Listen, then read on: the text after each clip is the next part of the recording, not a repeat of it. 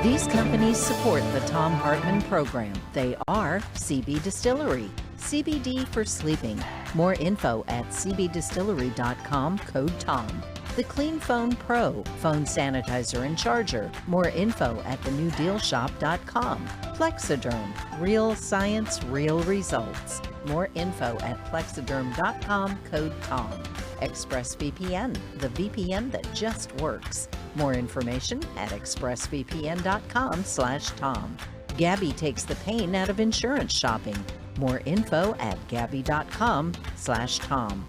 HelloFresh, the #1 meal kit delivery service. More info at hellofresh.com, code TOM. And Superbeats, heart chews for heart healthy energy. More info at superbeatsradio.com/Tom.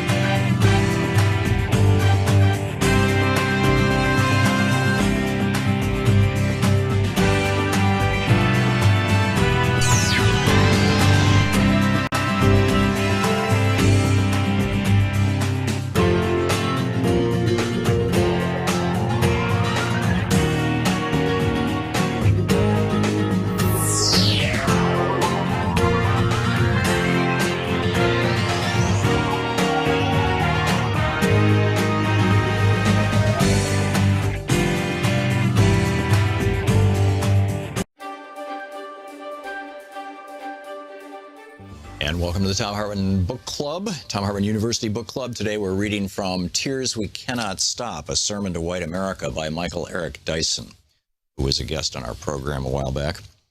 This is from page 86. One of the great privileges of whiteness is not to see color, not to see race, and not to pay a price for ignoring it except, of course, when you're called on it. But even then, the price pales quite literally in comparison to the high price black folk pay for being black. We pay a price, too, for not even being able to derive recognition and financial reward for the styles that make the world want to be black so bad that they don't mind looking like us as long as they never, ever have to be us. If the appropriators can freely rip off our culture with no consequences, those who revise racial history, the fourth stage of white racial grief, are even less accountable for their deeds. The way of the racial revisionist when it comes to black life and history is simply to rewrite it. Their motto is, it didn't happen that way. There's a flood of writing that tells us that the Civil War wasn't really about slavery, but about an effort to defend states' rights. But, my friend, you've got to put yourself in our place and see the absurdity of such a claim. Defend the rights of states to do what? To enslave blacks. But even here, the irresistible logic of whiteness, that is irresistible to whites themselves, and to all of us who are subjected to white whim, springs into full action. White American history is so powerful that even when it loses, it wins, at least in skirmishes within whiteness itself. From the right wing, there is the belief that the Civil War was fought over the ability of individual states to beat back a federal government out to impose its will. From the left wing, there's the belief that the Civil War was a conflict between the planter class and the proletariat. In each case, race as the main reason for the war is skillfully rewritten, or really written out. Slavery is rewritten too. Some white Christian apologists contend that black folk needed slavery to save their souls or to rescue their cultures. A contemporary twist on this argument radiates in thinkers like Dinesh D'Souza, who claims that American blacks brought here through slavery are now doing far better than their African kin. Some white critics argue that since blacks sold other blacks into slavery, bondage was a black man's problem, not a white man's burden. But revisionists would much rather describe the dehumanization of black folk as little more than a commercial transaction. It's another way of washing their hands of racial responsibility. The effort to rewrite history surfaces in how Malcolm X is treated in the mainstream. It hardly seems likely that the culture he fought with all his heart could be depended on to grasp his true meaning. Malcolm is often read as an apostle of violence, as a frightful figure consumed by destructive rage. Yet the truth is far more complex, and Malcolm was far more complicated. But isn't the autobiography of Malcolm X so enduringly appealing because it shows Malcolm giving up hatred as a means to racial justice? Now, Malcolm X believed in the liberation of black folk from the mental and psychological chains of white supremacy. He was not committed to nonviolence as a way of life or as a method of social strategy. He believed that such a commitment prevents the full realization of black emancipation. Yet he was not personally violent. As Ossie Davis says in his eulogy, responding to the claim that Malcolm preached hate and was a fanatic and a racist, quote, "Did you even talk to Brother Malcolm? Was he ever himself associated with violence or any public disturbance?" End quote. The rage that flowed in Malcolm's veins was the rage against a force of whiteness that aimed to wash its black kin from the face of the earth. The urge to rewrite black history occasionally gives way to the final stage of white racial grief, which is simply, when it comes to race, dilute it. That is, to argue that black stuff doesn't just plague black folk. To summarize, bad stuff happens to everyone. This argument surfaced in the aftermath of Hurricane Katrina, and that storm certainly hit black folk, but it hit white folk too. This is the sordid version of reverse American exceptionalism. It is the same Me Too impulse that flares in the bitter battle against affirmative action. Beloved, I can't help but notice that affirmative action is the bee in so many of your bonnets. You look around in your classrooms and you think every black person is there because they got an unfair shake from the system. You look at your job and you think that your black coworker got an unjust nod of approval from the powers that be. You never stop to think how the history of whiteness in America is one long scroll of affirmative action. You never stop to think that Babe Ruth never had to play the greatest players of his generation, just the greatest white players. You never stop to think that most of our presidents never rose to the top because they bested the competition, only just the white competition. White privilege is a self-selecting tool that keeps you from having to compete with the best. The history of white folk gaining access to Harvard, Princeton, or Yale is the history of white folk deciding ahead of the game that you are superior.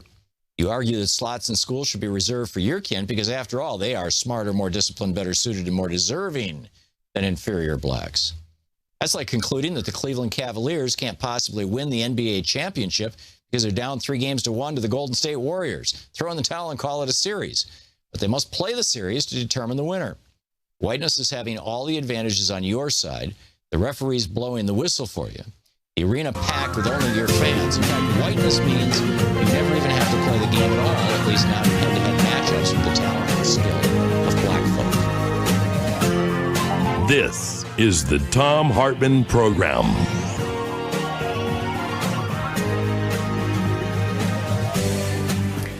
So we're 1 week out from the trial. Happy Wednesday. Thom Hartmann here with you. Just a quick heads up to tomorrow night, I'll be doing a virtual event with Seattle Town Hall. I have a new book out, The Hidden History of American Oligarchy, Reclaiming Our Democracy from the Ruling Class. It literally shipped today.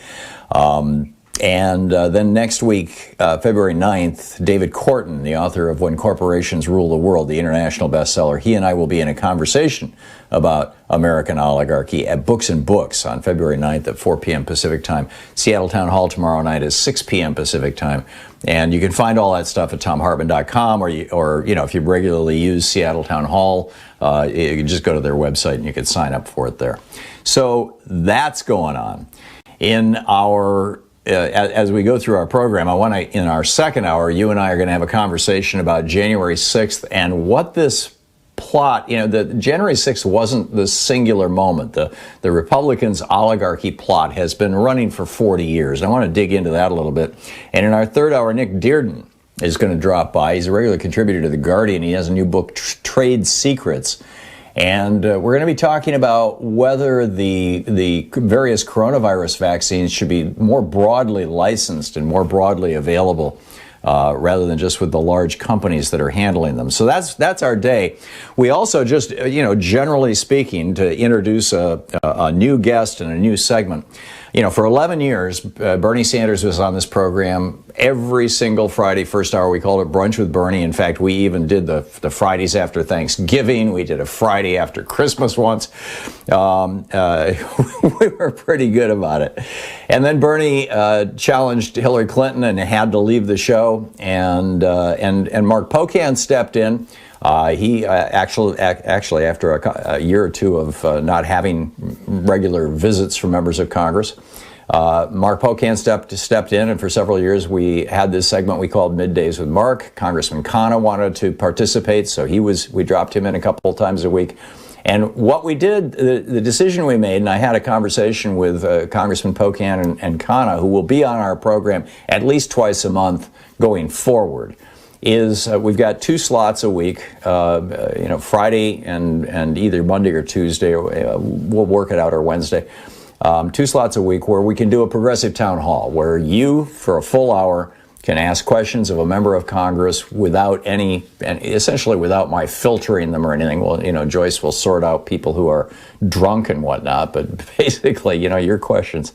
And we sent out an email to all the members of the Congressional Progressive Caucus saying, if you'd like to be on our program, if you'd like to talk to our audience, it's open to you. And a number have said yes. And so we're going to have some new people dropping by, which I'm really excited about. And today, our first one, who is not one of the 3 who have been with us for the last, 18 years, is Representative Brendan Boyle. He represents the 2nd District of Pennsylvania. He's a member of the Budget Committee and the Ways and Means Committee. He's a member of the Congressional Progressive Caucus, which is the price of entry to this show. His website is Boyle, BOYLE.house.gov. You can tweet him at Rep. Brendan Boyle, BRENDAN BOYLE. And Representative Boyle, welcome to the program. Hey, great to be on with you, and it sounds like I'm following in some pretty good footsteps there with the folks you've had on before. Indeed, and I'm so grateful that you were willing to drop by. I believe that this is a really important public service. And for our listeners, Brendan Boyle is going to be with us for the full hour, taking your calls.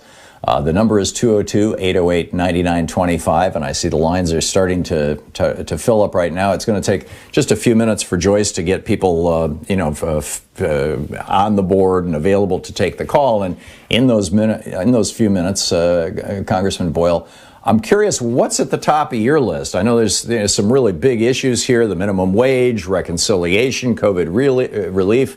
But what would you like to say? First of all, to introduce yourself to our audience, and then secondly, the issues that you see as the big ones of the day. Yeah, well, first, just in way of introduction, I'm starting now my fourth term in Congress and serve on the House Ways and Means Committee as well as the Budget Committee. Two of the committees that really are of jurisdiction when it comes to some of the biggest ticket items regarding rebuilding with COVID, but also a whole host of other issues. Proud to be, born and raised in the city of Philadelphia, and it's a little bit of an oddity, I guess, because in my fourth term, I'm starting to get veteran status, but I'm also one of the younger members of the House. So it kind of, puts me in an interesting position. In terms of priorities, literally once I'm done this show with you, I'm going to be walking to the House floor to speak about the budget proposal. That's essentially how we're going to be moving President Biden's $1.9 trillion proposal. I'm a strong supporter of it. Today is the first step. I'm a strong supporter of using budget reconciliation. That's what we're going to be setting up here on the House floor beginning in about 50 minutes.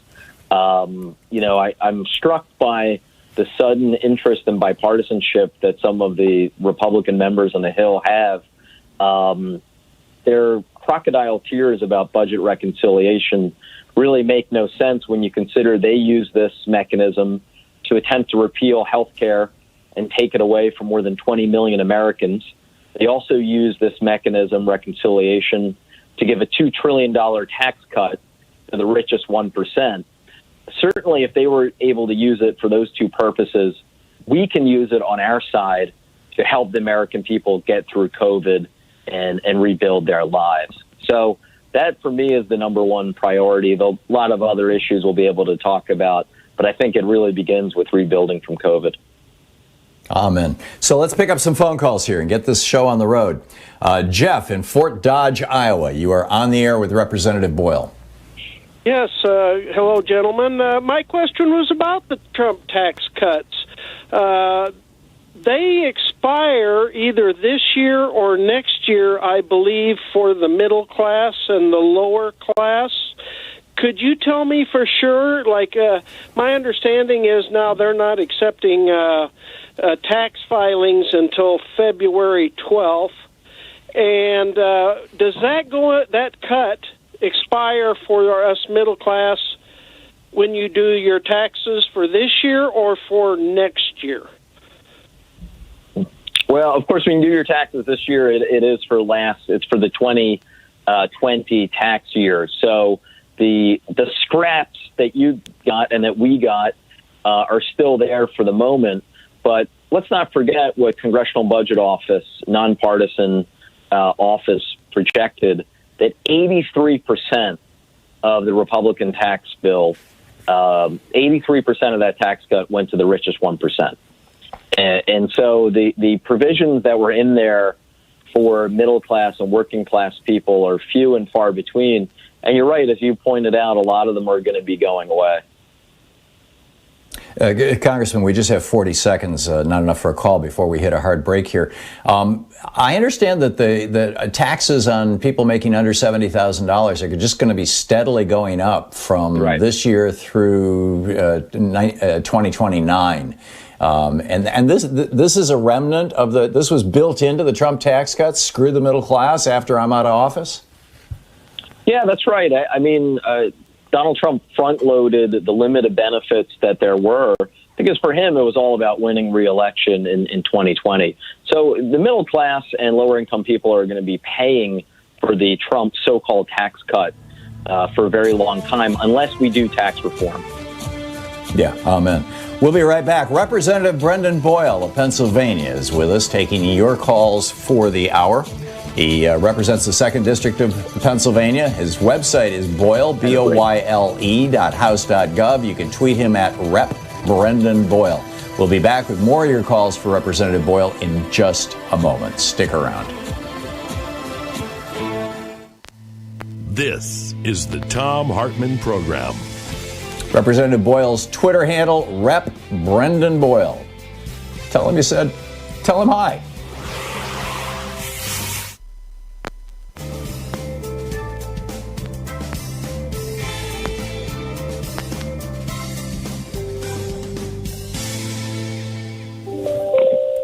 And welcome back. Let's see here. Carol in Philadelphia, you are on the air with Representative Boyle. Yeah, hi, Tom, and hi, Congressman. I'm so happy to talk to you today.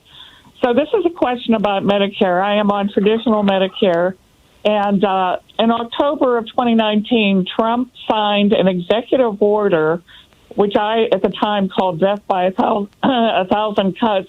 And now I'm seeing on my Medicare statement, I guess those 1,000 cuts are kicking in. I saw a denied charge that is simply insane. I'm wondering if there's something that the Progressive Caucus can do, and you're on Ways and Means, I hear that, to look at that executive order. It's from October 3rd, 2019, to, quote, protect Medicare, and instead it was an attack on traditional Medicare. What can be done by Congress?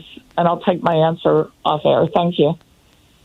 Yeah, thanks a lot. First, it's great to get a call from a fellow Philadelphian. If you remember, Donald Trump campaigned in 2016 as supposedly an unconventional Republican, said he wouldn't touch Social Security, wouldn't touch Medicare, wouldn't touch Medicaid. Then every 4 years he was president, he proposed a budget that would cut Social Security, cut Medicare, cut Medicaid. As a member of the Budget Committee, I spoke out against each and every one of them. Fortunately, a lot of his budget cuts weren't adopted, weren't passed. But what he really attempted to do instead was death by 1,000 cuts with executive orders. So let me say two things. First, specifically to the caller, as she may very well be a constituent, my contact info is up on my website, boyle.house.gov. I would encourage her to call my office, any one of my district offices, with any sort of individual constituent service needs regarding Medicare and Medicaid. We deal with those issues all the time. And then more generally, we need to put protections in place legislatively so that future executives aren't able to do some of the things with executive orders that Trump was attempting to do to undercut the programs, to make them less effective so they would ultimately go away. Patrick in East Lansing, Michigan, you're on the air with Representative Boyle. We have about a minute to the break, so a quick one, please. Okay. Yes, I was hoping Representative Boyle would accept information about our need for expanded COVID testing using the saliva test. We are in Michigan using this at Michigan State University, and it's been very successful, as it has been at the University of Minnesota, and in Denver area, they have scaled it out to include the schools. And the problem we're trying to solve in Michigan, in the Flint schools, in the Lansing schools, and in Detroit, is that families don't trust that sending their kids back in person will be safe, and there's not testing being done. We have only 20% of the families returning in Detroit, only 17% in Chicago. I lived in Philadelphia. I'm aware that you have similar challenges there. Could you help us get expanded funding for saliva testing, which... Let's get to that question right now. I'm sorry to cut you off, but we just have 10 seconds. Yeah, one of the things that's in this $1.9 trillion proposal is money for expanded testing. But if the caller wants to reach out to me specifically on saliva testing, I'm very interested in that. Great. Thank you. We'll be right back with Representative Brendan Boyle. He represents the 2nd District of Pennsylvania, is on the Budget and Ways and Means Committee, a member of the Congressional Progressive Caucus. It's our National Progressive Town Hall meeting today. Boyle.house.gov, Boyle.house.gov is his website. Rep. Brendan Boyle.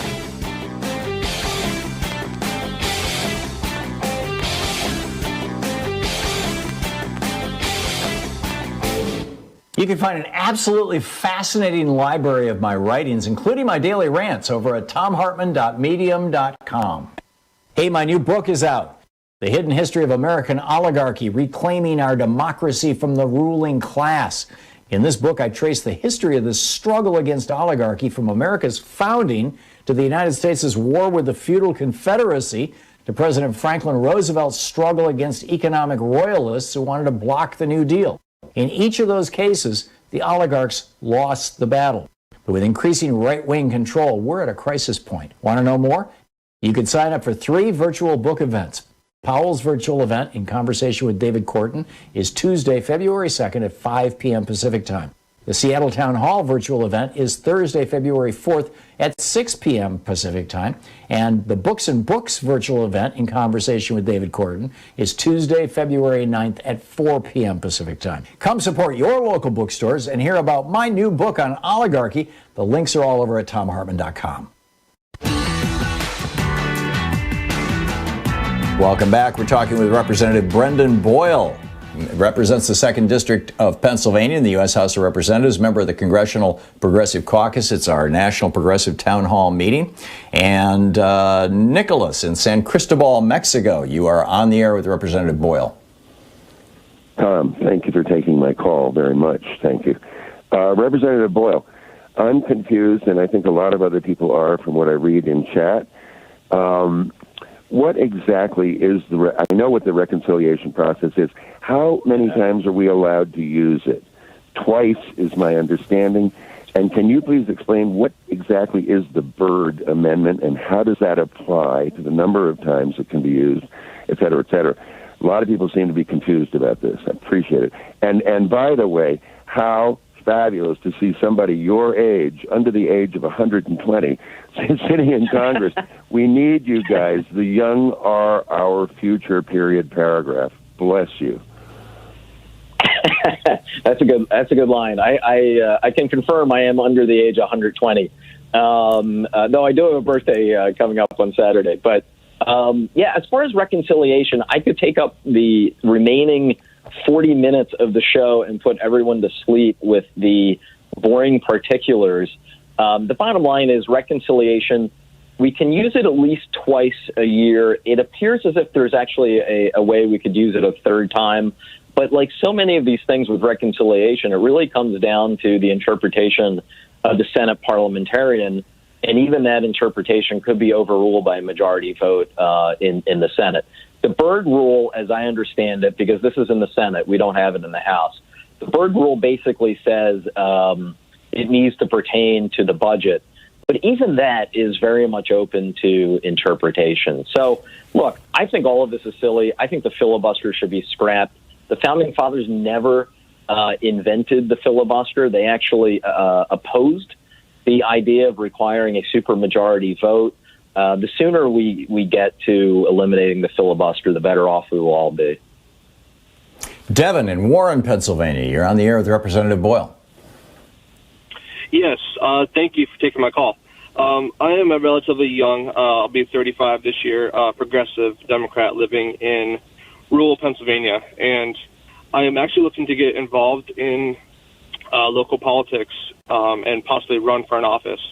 And I am wondering if there are resources out there that would help, and if you had a suggestion as to whether I start at the county level or even go to the state level. And I'll take your answer off the call. Thank you. Yeah, I'm excited to hear that. I mean, it's beautiful up where you live, but as you know, Republicans outnumber us. But here's the thing. We have to start running more Democratic candidates all over the state, and especially in areas where Republicans are in control, because that just helps us statewide. Also, it's not guaranteed that area will always be Republican. Think of the efforts that went into Georgia and Arizona 10, 20 years ago, and just now we are bearing the fruit of that. So I would recommend to the caller, actually both, to contact your Warren County Democratic Party as well as the state Democratic Party. They're not mutually exclusive. I would contact both. I would also look out for any active campaigns that are going on this year. We have judicial elections in Pennsylvania. They are crucial. The way we were able to get rid of gerrymandering in our state was because we won judicial elections in an off year. So the young gentleman could actually get involved right now. Gary in Cooperstown, New York, you're on the air with Representative Boyle. Hi, Tom. Hi, Representative Boyle. Just thank you for taking the call. I just wondered about, I heard recently about mandated cuts that are linked to the reconciliation having to do with Medicaid and Medicare. Just wondered about that. Is that accurate? Is that an issue? No, there aren't any mandated. There aren't any cuts to Medicare or Medicaid that are part of this reconciliation proposal. Dave in New London, New Hampshire. You're on the air with Representative Brendan Boyle. Yes, I'm going to throw. And we have 1 minute to go. The Medicare for all. How about Medicaid for all? My brother is on Medicaid. He had to get a new knee the other day, and he went in. I said, "How did it go?" He said, "Fine." I said, "How did it work?" He said, "I give him my card. They fix me up, and away I go. No extra fees, no extra anything, no out-of-network. And that's basically how it works everywhere else, as Tom has pointed out so many times. So let's get Representative Boyle's response, Dave. We're running out of time here until the break.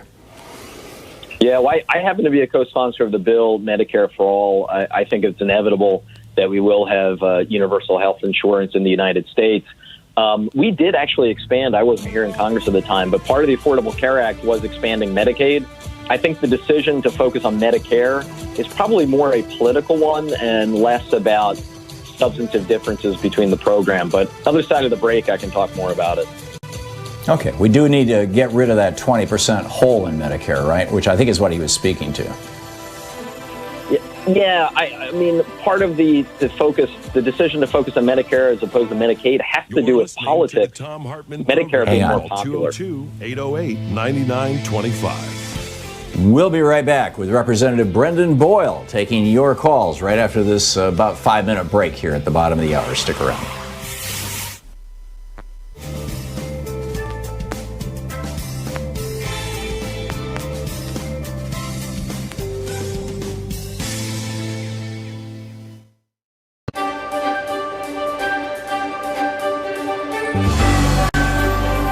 Our book today in the Thom Hartmann Book Club is Code Red by E.J. Dionne Jr. It's how progressives and moderates can unite to save our country.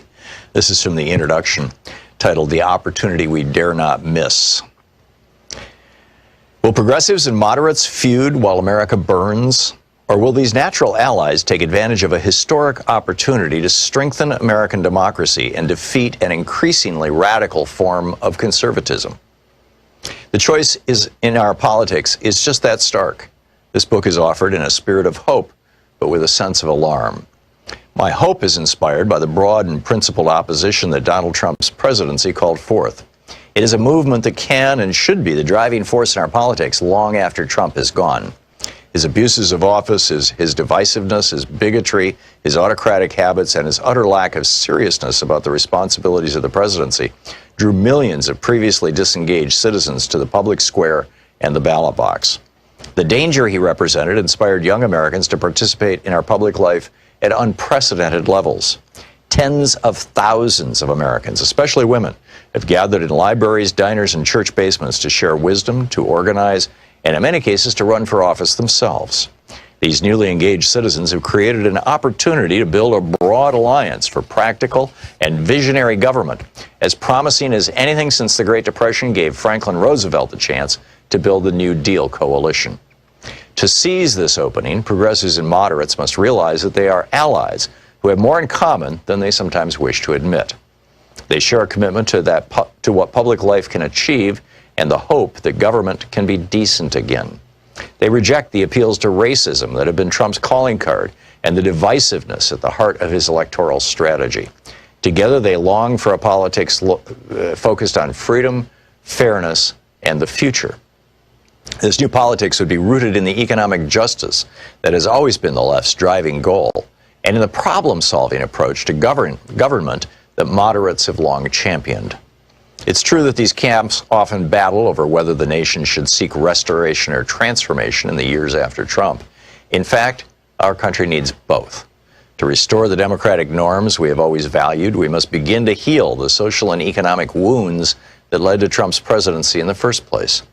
Yet there is resistance to common ground among progressives and moderates alike. They often mistrust each other's motives, battle fiercely over tactics, argue over how much change our country needs, and squabble over whether specific policy ideas go too far or not far enough. The moderate says, "Hey, progressive, you think that if you just lay out the boldest and most ambitious approach to any given problem, the people will rally to your side. Really? For one thing, people may like your objective, but think you're changing things way more than we have to. And we can battle to the death over, say, a Democratic Party platform plank or the first draft of a bill. But without the hard negotiating and compromising that legislative politics requires, a bold idea will remain just a platform plank. That really doesn't do anyone any good. You subject everyone to so many litmus tests, so we might as well be in chemistry class. And God save us from your abuse on Twitter if we disagree with you. You lefties have no idea how to win elections outside of Berkeley or Brooklyn, and some of your ideas are so sweeping that they'll scare potential voters away."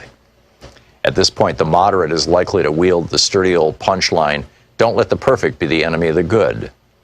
But hold on, says the progressive.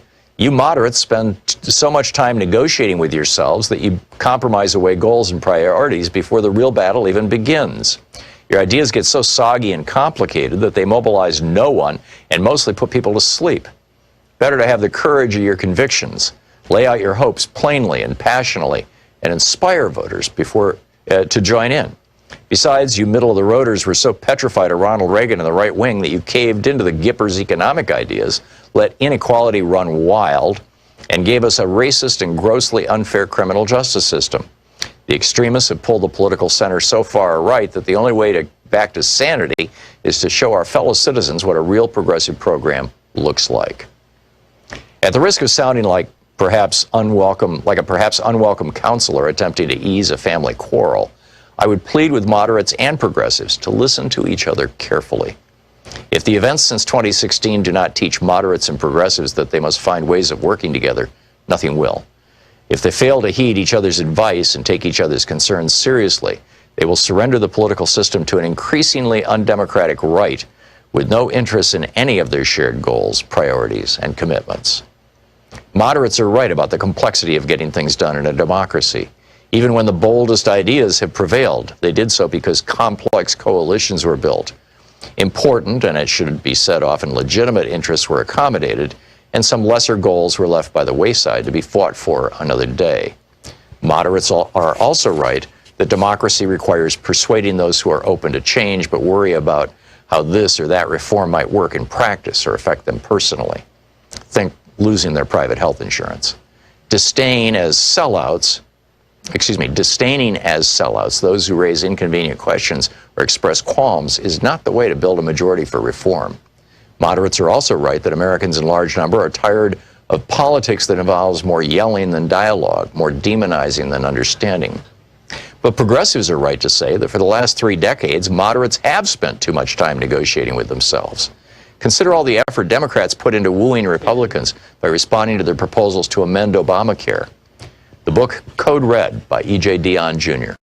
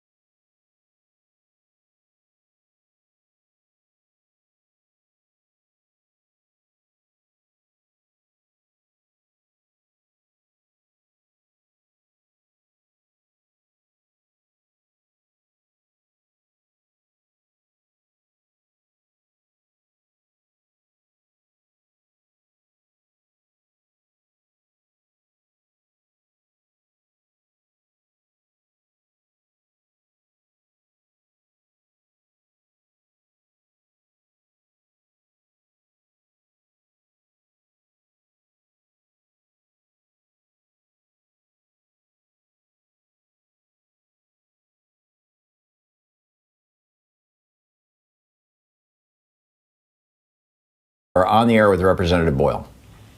Good morning, gentlemen. Good morning. Listen, I believe that the Republicans are Confederates in Lincoln's clothing. With that being said, Congressman, and give me a straight-up yes or no first, and then you can qualify it afterwards. The 14th Amendment, Section 3, do you believe that it is applicable? That amendment, Section 3, do you believe it is applicable to those congressmen who fueled the quote-unquote Stop the Steal movement, which was designed to undermine certified election results? 60 court rulings, and they supported an attack on the Capitol. I'm listening to major news outlets using words like insurrection, sedition, treason. Do you believe that the 14th Amendment, Section 3, is applicable to those congressmen that are serving today? And thank you very much. Yeah, thanks for the call. Of course, what he's referring to is the Civil War. 13th, 14th, 15th Amendments would obviously pass in the wake of the Civil War. That specific section basically said that anyone who fought against the United States, essentially a traitor, and committed treason and would not be eligible to serve in Congress or hold office. I think that a better way of approaching this is a criminal investigation of a whole host of members. And there are varying degrees of culpability. Josh Hawley and Ted Cruz, what they did versus what some folks like Mo Brooks and Marjorie Taylor Greene did in terms of incitement. I think that you have to have the investigation first before you can dole out what the punishment is. Finally, what I would say, and I feel very strongly about this, those who knew better but were willing to go along with overthrowing a democratic election in the United States will forever have a black mark against their name in American history. The vote on January 6th was not a vote between Joe Biden and Donald Trump. It was a vote as to whether or not we would remain a democratic republic. Jason in Chicago, you're on the air with Representative Boyle. Yeah, hello. My question is about student loan forgiveness. 20 years ago, my wife and I graduated with our master's degree and $180,000 in debt. The best rate we could get from a federal program was 6.5%, but consolidating to a private lender, we were able to get out into 3%. Now, 20 years later, we still owe $100,000 on that. And there's been talk about doing loan forgiveness or partial loan forgiveness. And I would ask if you could try and include those of us who had consolidated in that program. Yeah, this touches on, and this is something I've supported for a long time, as someone who is still repaying my student loans myself. I came out of grad school with $75,000 in student loans and have been slowly making my way through them over the last almost 20 years now. One easy thing you can do, and I know Elizabeth Warren has had this bill in the Senate, I've been a long supporter of it, is allow all of us to refinance that debt at the same rate that banks lend to one another. Right now, effectively, that rate is 0 or 0.25. That would inject billions of dollars into our economy immediately. So you can do that regardless of what you do on forgiveness. And I think that that's something we should immediately pursue. I'm a strong supporter of it. That's brilliant. Tim in Shelby Township, Michigan, you're on the air with Representative Brendan Boyle.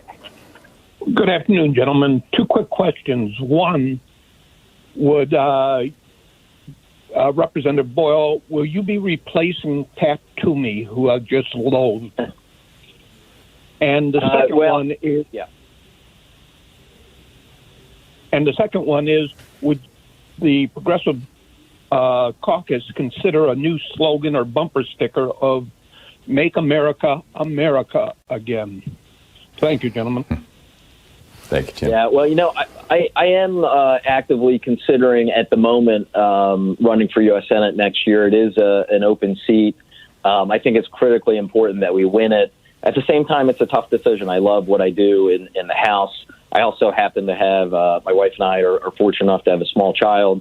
Committing to run a statewide race would be a major endeavor in terms of balancing homework and then the work that I have here in the House. So I'm hoping to come to a decision pretty soon.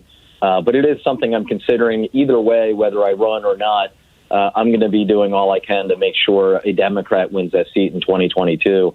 It's one of the most important races there will be next year. Calvin in Dighton, Kansas. You're on the air with Representative Boyle. I have just one question for you, Congressman. Out of this $1.9 trillion COVID relief bill, how much money has absolutely nothing to do with COVID relief? I would say zero of it. I mean, I don't quite understand the premise of the question. The reality is there is a lot of rebuilding that we have to do. I mean, the testing and tracing, the money for vaccinations, that's pretty obvious. But, I mean, if someone wants to take the conservative line that giving aid to state and local governments that are going bankrupt isn't COVID relief, I strongly push back against that. I mean, it's garbage. The reality is, take Pennsylvania, for example, and the city of Philadelphia, where I'm from. Both of those entities, the state and the city, were looking at a balanced budget or a budget surplus. Then COVID struck. Then suddenly there's a major hole in their state revenues. Now they're looking at laying off thousands of workers. Do we really want to lay off teachers into a deep recession? That was all caused because of COVID. So I know that Mitch McConnell and some others act like the money for state and local governments has nothing to do with COVID relief. I strongly disagree. I think that's just garbage. Robert, whoops, push the button right here, Tom. Or did it just freeze? There we go. Robert in Phoenix, Arizona. You're on the air with Representative Brendan Boyle. Representative Boyle, how you doing? I'm going to go Katie Porter on you right now. What's the total deductions for FICA? Well, it's 6.2% for Social Security up to a certain limit, and then 1.45% for Medicare, which is uncapped. How'd I do? Correct. Now, what was the 2020 cap on? Robert, rather than asking, we're not playing Jeopardy here. What's the point you're trying to make, or what's the big question? Could you please bring up legislation to lift the cap on at least Medicare? We can keep the 6.2 for Social Security, but why not lift the cap so that everybody has to pay the 1.45 into the Medicare? Yeah, I think the caller might be confused. Medicare is uncapped. It's 1.45%, no matter how much you earn.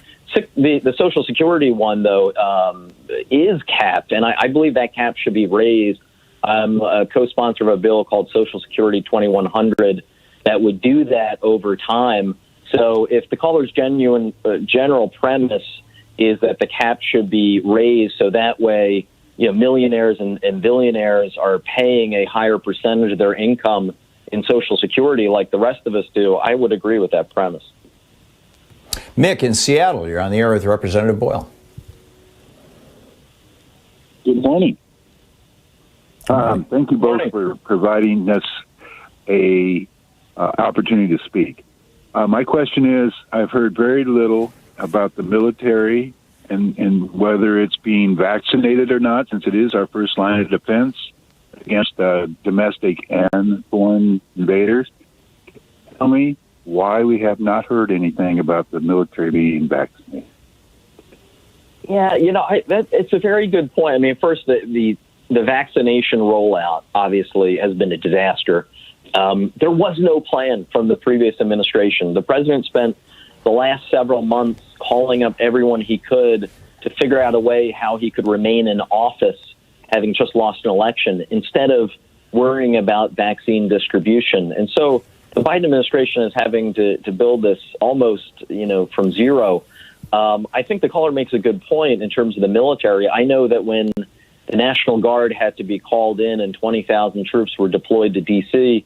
just in the last several weeks, there is real concern that would become a super spreader event because of just the close proximity they were in with no vaccination. So I think the military, I think, folks in nursing homes, teachers, we have to do a much better job when it comes to getting people vaccinated.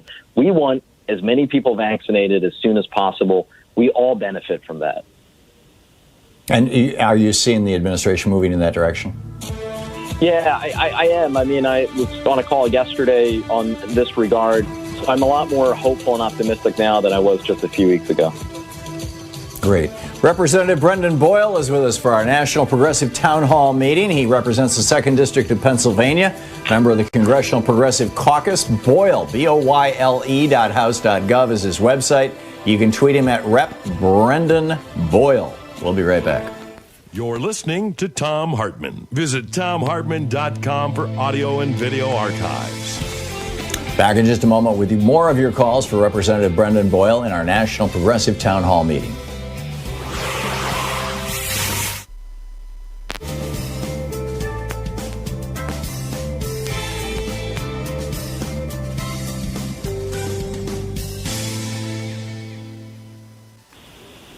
And welcome back. Sherry in Parker, Colorado. You are on the air with Representative Boyle. Thank you for taking my call, and Representative Boyle, happy birthday. Thank you.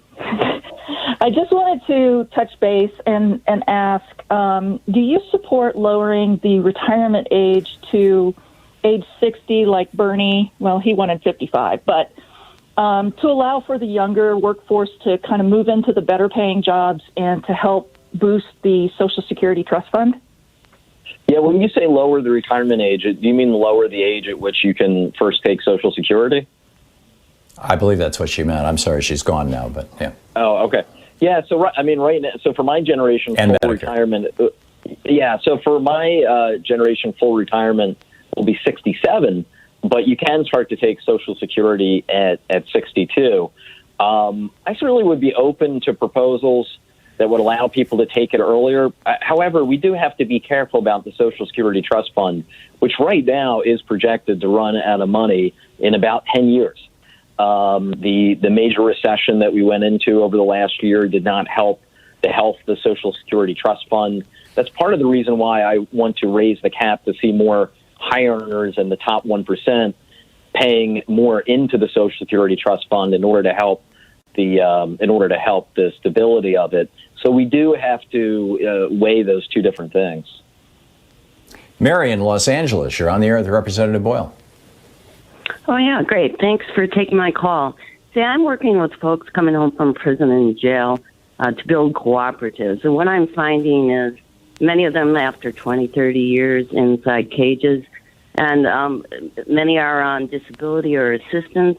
And the problem of creating a pathway to dignified, sustainable work is extremely difficult. So outside of medical care for all, which maybe could solve this problem, are there any solutions being discussed of how people can move into real work once they come home? Yeah, I give you a lot of credit. That's important work that you're doing, not only for those who get out of prison after decades, but frankly that you're doing for society. We make it far more difficult for folks coming out of prison to get jobs than we should, and it's completely counterproductive. I mean, I've long been a supporter of something called ban the box, so that way you're not asking people on job applications if they had been in prison. I mean, we do that now, that's legal, and then, we don't understand when people can't get jobs and they go on to reoffend. I think that generally as a society, we have to do a much better job on this score, because the reality is that for about 98 to 99% of the prison population, they are ultimately coming back and reentering society. And so we do have to do more on this score at all levels of government, federal, state, and local. And Congressman, do you see motion in that direction? We have about 10 seconds here. Very little. I see more energy in this regard at the local level than I do see at the federal level. Okay. Representative Brendan Boyle is with us, taking your calls for the hour. Boyle, BOYLE.house.gov is his website. You can tweet him at Rep. Brendan Boyle. It is our National Progressive Town Hall meeting. He represents the 2nd District of Pennsylvania as a member of the Budget and House and Ways and Means Committees, and, of course, a member of the Congressional Progressive Caucus. We'll be right back.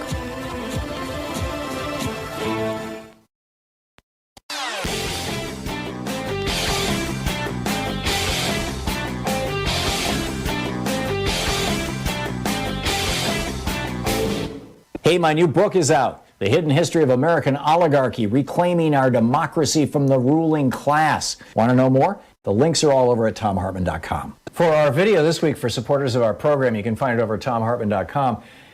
We're talking about endocrine disruptors as modulators of obesity. This is, in fact, the title of the article in Cell Endocrinology was Endocrine Disruptors as Obesogens. Why is it that almost a third of Americans are obese? And that's not true of, say, Italians. And it turns out there's actually a single measurable, definable variable.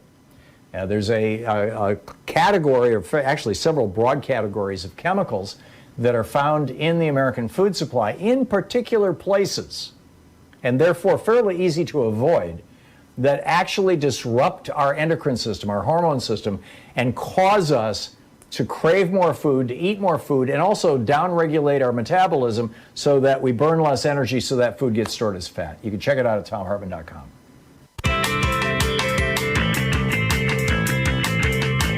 Representative Brendan Boyle taking your calls for the hour in our National Progressive Town Hall meeting here today.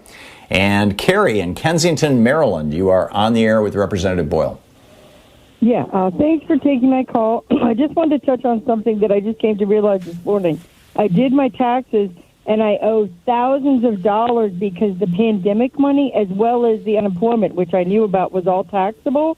And I'm wondering, I allowed for it. It was more than I expected. But what are people supposed to do that are still unemployed, that are still hurting, that needed every penny of their unemployment? I'm just wondering, what is this going to mean for some people? And is there any maybe like retroactive relief or something these people could get? Because it's going to really hurt people who are still in trouble. Yeah, I'm a little confused because just to be clear, the initial $1,200 direct stimulus payments that were sent in the spring, as well as the follow-up $600, what I hope will be up to $2,000 pretty shortly, that's actually not taxable. It was designed to be not taxable. So I would, if the caller is talking about different payments, perhaps the PPP, which again was also envisioned to not be taxable, I would encourage her to reach out to our office to assist her. I'm guessing she's talking about the additional $600 a month that was added to unemployment benefits for a number of months. Yeah, so that must be it, because the PPP and the direct stimulus payments were not taxable. I mean, the reality is we wanted people to take as much of this money as possible. That is the original design. Right now, part of this COVID relief bill is to make sure that we continue that extra unemployment relief because people badly need it. I mean, we're in as bad as the economy is now, we're in real risk of it getting significantly worse unless we pass more relief to people. Otis in Mount Vernon, Indiana, you're on the air with Representative Boyle. Hi, Tom. Hi, Congressman. I just had a couple questions. In this time of emergency, okay, through the 16th Amendment, the House controls income tax rates, and the budget is relative to the income tax rate. We had a 94% tax on the wealthy in World War II, which 418,000 people died. The top tax rate now is 37% on the wealthy, with more tax loopholes. And we've got more than 418,000 Americans dying. 614 billionaires in the United States made an additional $1 trillion last year, just on top of the misery. I don't understand why. So your question. Why doesn't the House raise the income tax rates on the wealthy? Yeah, roll back the Reagan and Bush and Trump tax cuts. Yeah, you are preaching to the choir. Let me be clear.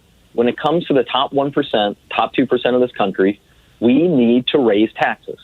They have never had lower taxes than they do right now. For all of the Republican bellyaching and gaslighting about taxes being too high, the reality is, for the very rich, taxes haven't been this low since the 1920s.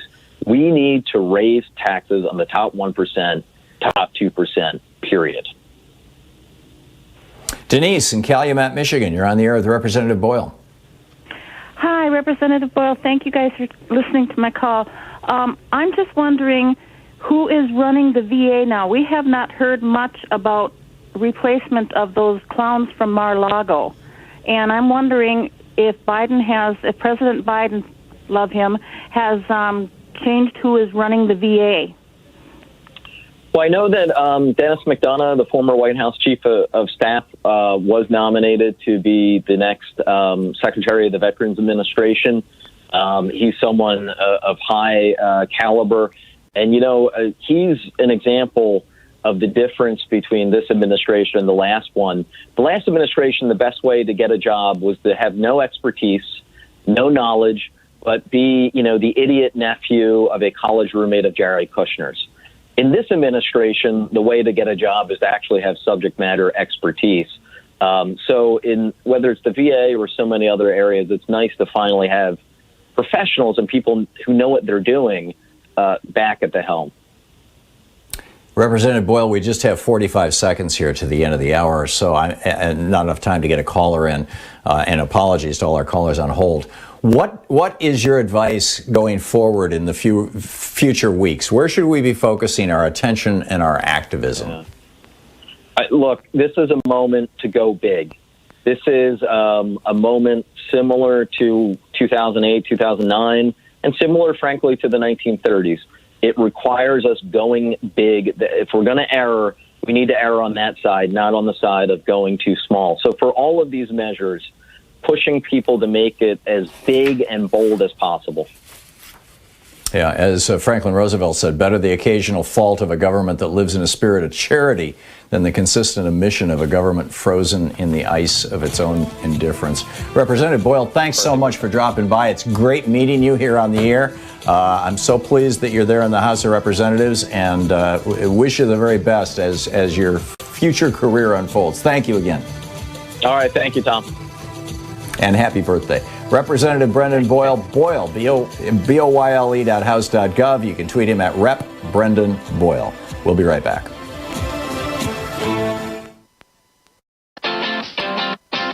You're listening to Thom Hartmann.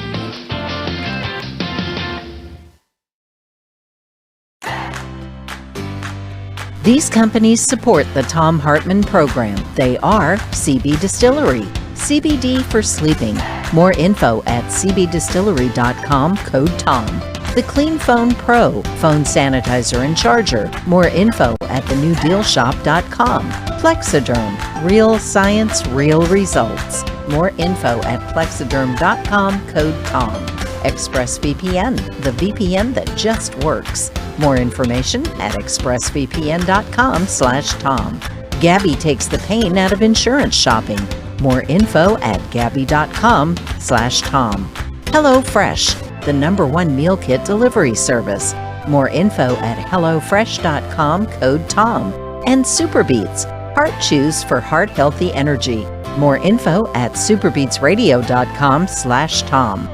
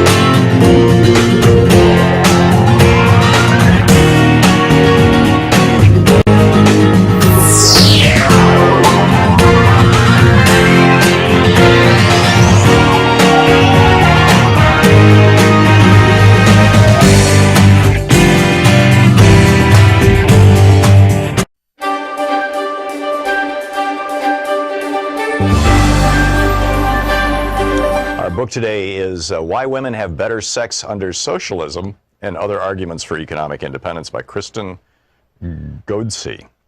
And this is from the introduction titled, You Might Be Suffering from Capitalism. The argument of this book can be summed up succinctly. Unregulated capitalism is bad for women. And if we adopt some ideas from socialism, women will have better lives. If done properly, socialism leads to economic independence, better labor conditions, better work-family balance, and yes, even better sex. Finding a way into a better future requires learning from the mistakes of the past, including a thoughtful assessment of the history of 20th century state socialism in Eastern Europe. That's it. If you like the idea of such outcomes, then come along for an exploration of how we might change things. If you're dubious because you don't understand why capitalism as an economic system is uniquely bad for women, and if you doubt that there could ever be anything good about socialism, this short treatise will provide some illumination.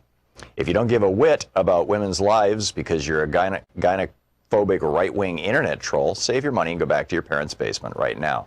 This isn't the book for you.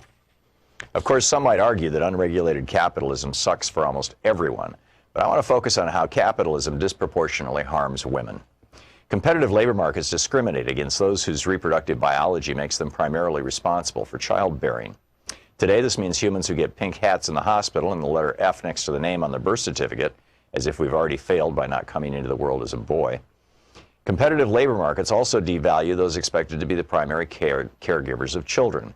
Although societal attitudes have evolved in this regard, our idealization of motherhood means that most of us still believe that baby needs mama, a whole lot more than papa, at least until the child is old enough to play sports. Others will argue that unregulated capitalism is not bad for all women. Yes, for those women lucky enough to sit at the top of the income distribution, the system works pretty well. Although women at the executive level still face gender pay gaps and remain underrepresented in leadership positions, on the whole, things aren't too shabby for the Sheryl Sandbergs of the world.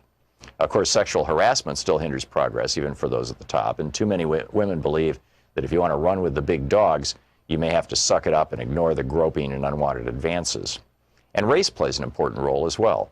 White women do a lot better in aggregate than do women of color. But when we look at society as a whole, on average, women are comparatively worse off in countries where markets are less encumbered by regulation, taxation, and public enterprises than they are in nations where state revenues support greater levels of redistribution and larger social safety nets. Choose your data source, and you find the same story. Unemployment and poverty plague women with children. Employers discriminate against women without children because they might have them in the future.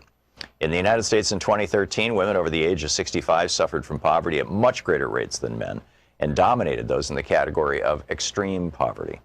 Globally, women face higher rates of economic deprivation. Women are often the last to be hired and the first to be fired in cyclical downturns. And when they do find employment, bosses pay them less than men. When states need to slash government spending on education, health care, or old age pensions, mothers, daughters, sisters, and wives must pick up the slack, diverting their energy to care for the young, the sick, and the elderly. Capitalism thrives on women's unpaid labor in the home because women's care work supports lower taxes. Lower taxes mean higher profits for those already at the top of the income ladder, mostly men. But capitalism was not always so savage. Throughout much of the 20th century, state socialism presented an existential challenge to the worst excesses of the free market. The threat posed by Marxist ideologies forced Western governments to expand social safety nets to protect workers from the unpredictable but inevitable booms and busts of the capitalist economy. After the Berlin Wall fell, many celebrated the triumph of the West, consigning socialist ideas to the dustbin of history. But for all its faults, state socialism provided an important foil for capitalism. It was in response to a global discourse of social and economic rights, a discourse that appealed not only to the progressive populations of Africa, Asia, and Latin America, but also to many men and women in Europe and Western Europe and North America, that politicians agreed to improve working conditions for wage laborers, as well as to create social programs for children, the poor, the elderly, the sick, and the disabled, mitigating exploitation and the growth of income inequality. Although there were important antecedents in the 1980s, once state socialism collapsed, capitalism shook off the constraints of market regulation and income redistribution. Without the looming threat of a rival superpower, the last 30 years of global neoliberalism have witnessed a rapid shriveling of social programs that protect citizens from cyclical instability and financial crises, and reduce the vast inequality of economic outcomes between those at the top and those at the bottom of the income distribution.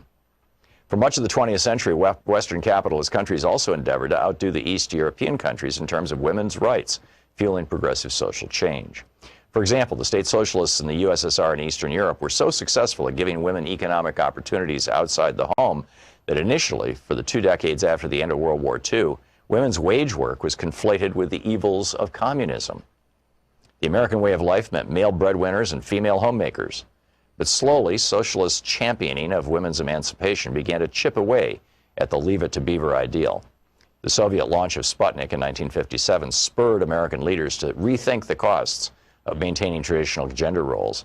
They feared the state socialists enjoyed an advantage in technological development, and why women have better sex under socialism.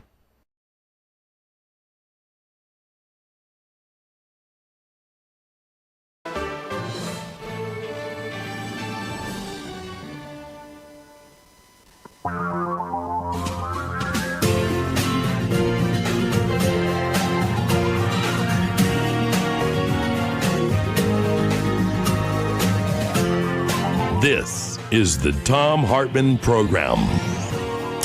Welcome back. Thom Hartmann here with you. That was great. Representative Boyle is a star. He is really good.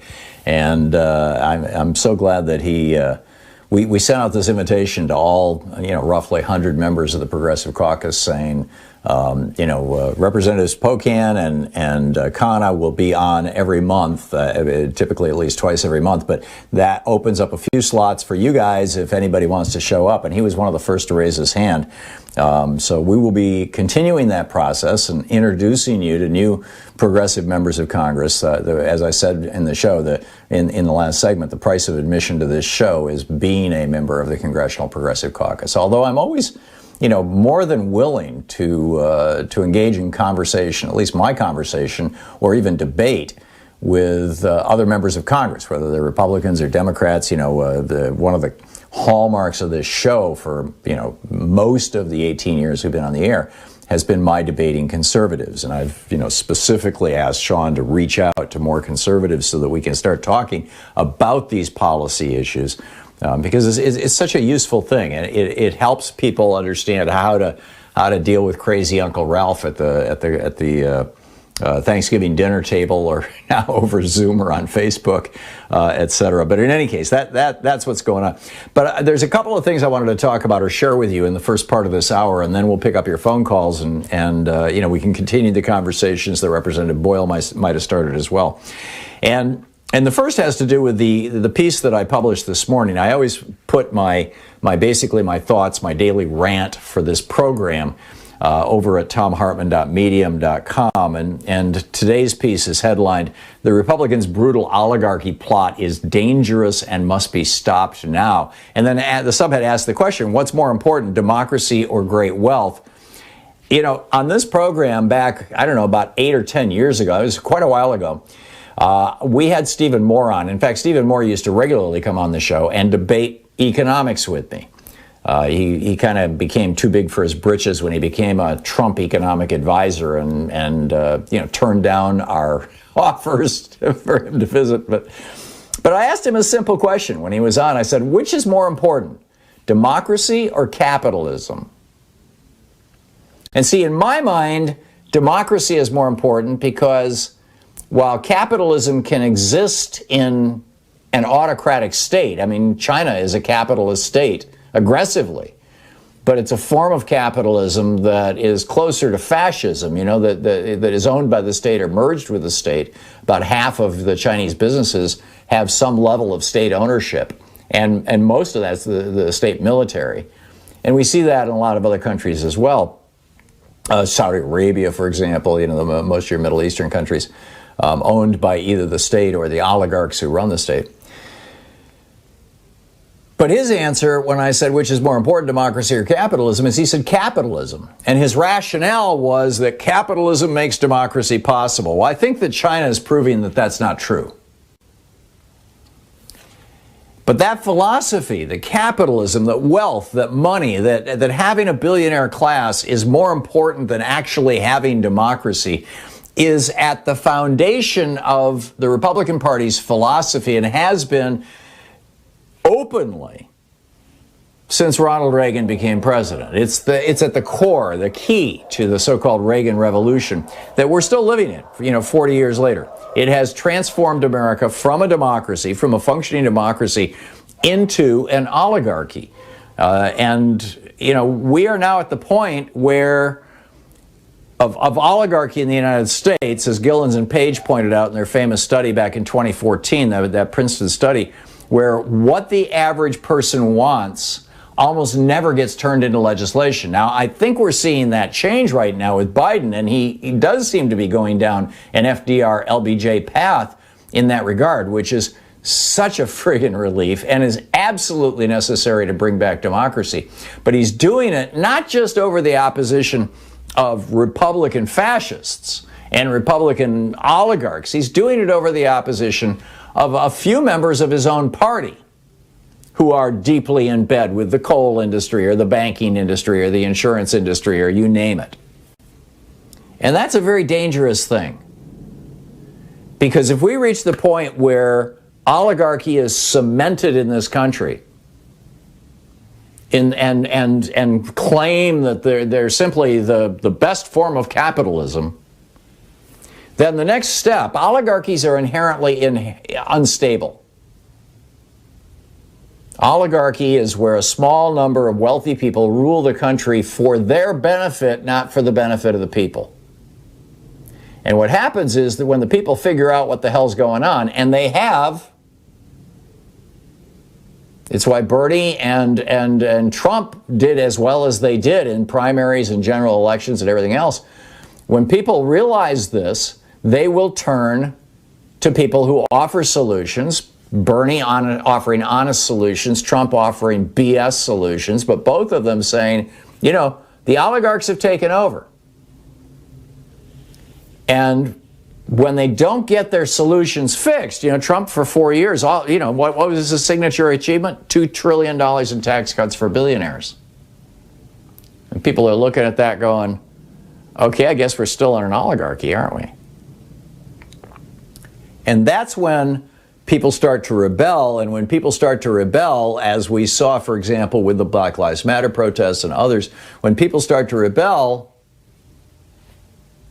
then the state has two choices. A nation has two choices. They can either reject oligarchy and return to democracy, and typically the way they do that is by raising taxes significantly on the oligarchs and getting money out of politics. Those are the two keys to returning to democracy. Or, in order to suppress the protests, they create a police state, which is what you're seeing and what you've seen for the last 4 or 5 months in Belarus, what you're seeing right now in Russia, what we've been watching for basically our entire lives in Saudi Arabia, the United Arab Emirates, what we're seeing now in the Philippines with Duterte, what we're seeing in Brazil with Jair Bolsonaro, what we're seeing with Maduro in Venezuela. See, you know, tyrants can be right-wing or left-wing or claim any affiliation they want. It's all the same thing, by and large. And what we're seeing right now is that this oligarchy is the direct result of the Reagan Revolution, and we've got to flip this back. This is, you know, as I lay out in my new book, The Hidden History of Oligarchy, American Oligarchy, this has happened twice before. The oligarchs in the South rose up and tried to destroy our nation in 1861.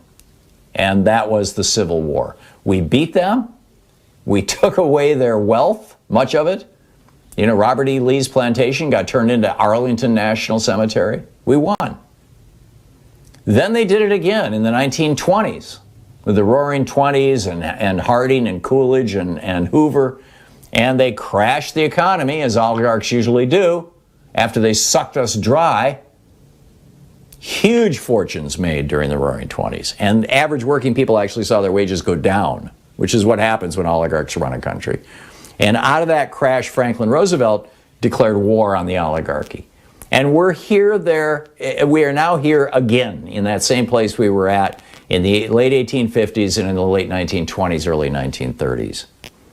And, you know, the seeds of this were planted in 1976 and 78 when the Supreme Court said billionaires and corporations can own politicians. It's called free speech. Something that never before in the history of America had we ever in our wildest dreams even imagined was possible. So we've got to fight back on this. We've got to do something about this. I'll go through the bullet points, essentially, of what oligarchies typically do and where we're at on that spectrum and how people can fight back right after the break. I also want to get into this kerfuffle between Joe Manchin and Kamala Harris, and should Manchin be primaried, really? Stick around. This is the Thom Hartmann Program. It's 15 minutes past the hour here on the Thom Hartmann Program, your media support group for We the People. We'll be right back.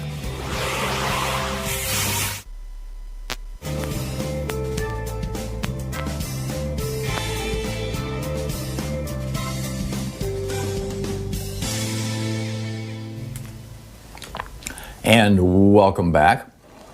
Let's pick up a phone call here while we're in the break. Nancy in Seattle, Washington. Hey, Nancy, what's on your mind today? Nancy in Seattle?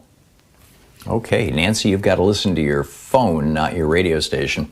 Marie in Hemlock. I'll bet Nancy was on the phone. I'm on hybrid 2 right now, Sean. My bad. So if you could bring Marie in Hemlock, Michigan up on hybrid 2, I'll go back to hybrid 1 when we're done. Marie, you're on the air.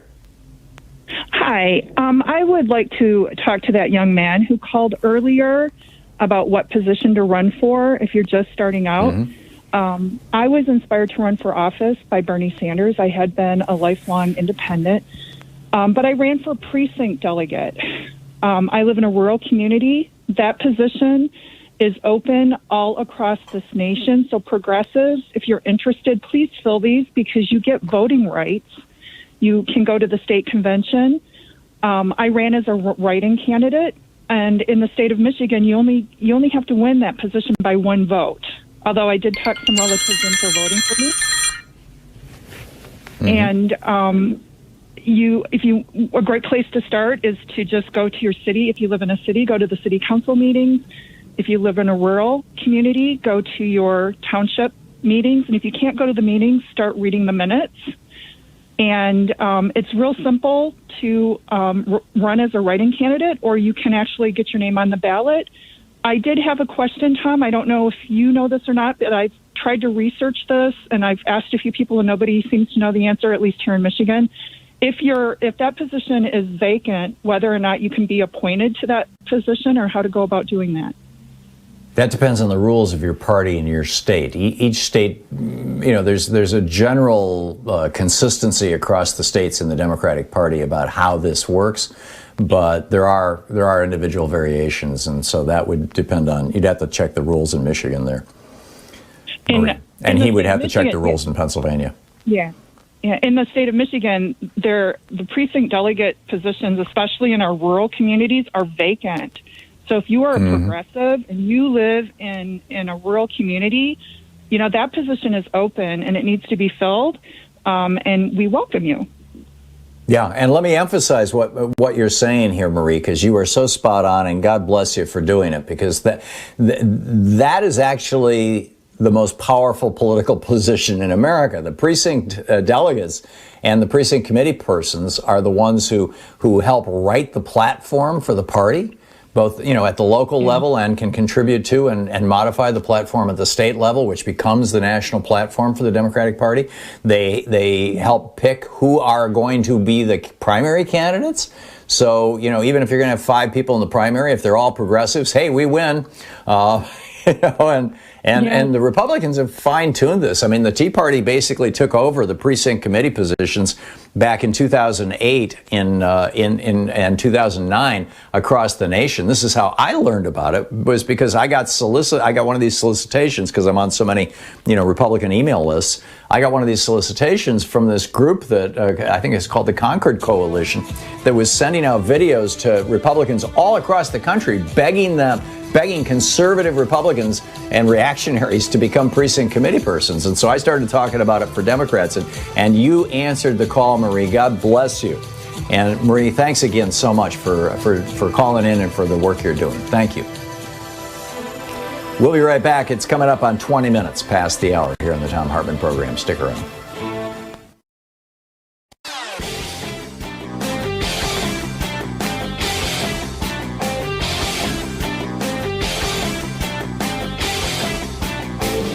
You can find an absolutely fascinating library of my writings, including my daily rants, over at thomhartmann.medium.com. Hey, my new book is out. So imagine this Valentine's Day story as you. You're parked outside the restaurant where you're meeting your date in 10 minutes. You glance in the mirror and cringe. Not on Valentine's Day.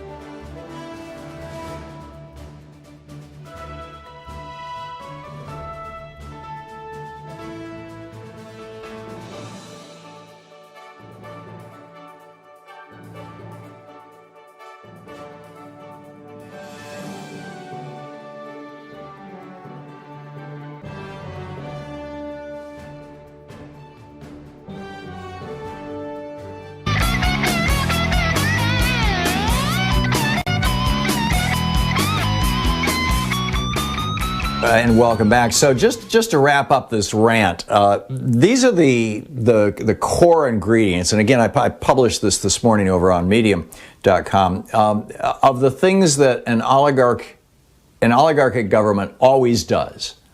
You could see this in Russia. You could see this in Hungary. You could see this in the Philippines. You could see Bolsonaro's doing this right now in Brazil.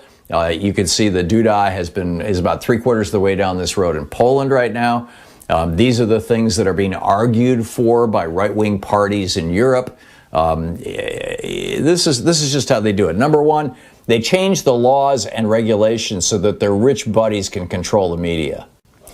Every newspaper, radio station, and television station of any consequence in Hungary right now is owned by friends of Viktor Orban. Number two, they stack the courts and the regulatory agencies, like the EPA and the FCC and that sort of thing, plus the federal court system, with oligarch-friendly ideologues or even outright corrupt toadies, while massively eliminating the protections that regulations provide for average people. Protections against your air and water being poisoned, your food being poisoned, you know the list, right? Number three, they cut taxes on the rich and they keep wages low on working people, while criminalizing and cracking down on dissent. And by the way, does any of this sound familiar? Does any of this sound like exactly what happened over the last 4 years? Number four, they distract voters from their own looting by demonizing minorities and encouraging racism and regionalism. And again, this is, like I said, this is nothing new. This is Machiavelli 101. This is Italy. Italy in the 1920s with Mussolini. This is Germany in the 1930s with Hitler. This is Spain in the late 1930s with what's his name? The guy who ran Spain. You know what I'm talking about. So now, okay, next. They actively suppress the vote among people inclined to oppose them, typically minorities and the young, or outright rig the vote to ensure their own victory. And finally, they transform their nations. Ultimately, this is like the final stage of oligarchy where it flips into tyranny. They transform their nations into police states to put down the inevitable rebellions as people realize what's happening.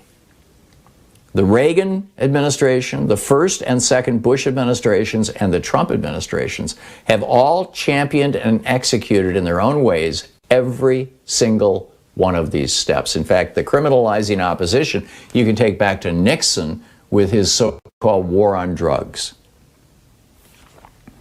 And so what do? Well, the key to reversing oligarchy, to breaking oligarchy, as I lay out in my new book, the key to this is proving once again to people that government can be a force for good. Because you see, in an oligarchy, government only works for the oligarchs, and the people know that. And so they become very cynical. They tend not to vote, they disengage, they say, screw politics, I want to follow sports, or, I'm going to, go learn music or something, but, don't talk to me about politics because I know it's all BS and it doesn't work. So you have to bring them back into politics. And the way you do that is by making the government work again for the average person. And just putting a Democrat in the White House and giving the Democratic Party, marginal control of the House and Senate isn't enough to break the Reagan, Bush, Trump oligarchy that we have right now. And it's not enough to prevent the eventual transition if we get in 2024 Josh Hawley or Ted Cruz as our president. Not enough to prevent the transition in that case into full-blown tyranny, back to the police state. Because, you and I both know, we have no doubt. That's exactly what these guys would do, because it's what they were advocating on the floor of the Senate on January 6th. So we have to stop this trend. And the main way to stop this trend, given that oligarchy is ruled by the rich, is reduce the wealth of the rich, number one, by going back to the top tax rates that we had prior to Reagan.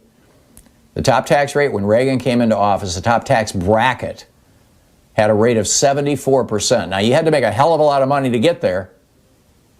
And that discouraged people from taking home that much money and caused them to leave that money in their business and pay their employees well. It's why the middle class was growing faster than the richest were in 1979. But by 1981, 1982, everything had changed.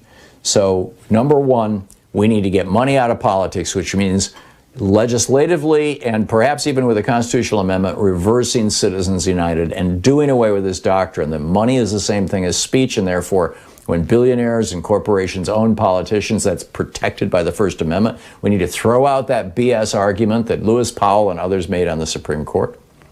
Number one. And number two, we need to pass legislation that re-regulates cash in politics. We need nationally funded elections funded by you and me, by the taxpayers. I mean, there's a huge history behind this. That goes in American history. This is our third brush with oligarchy. And like I said, I lay it out in my new book, but the book or not, this is what we need to do. And this is why we need to be leaning on Democrats like Joe Manchin and Kirsten Sinema to end the filibuster. You're listening to the Thom Hartmann Program. Call 202-808-9925. And I'll give you my thoughts on primarying Joe Manchin right after the break, and then we'll pick up your phone calls for the rest of the hour. Stick around. We'll be right back.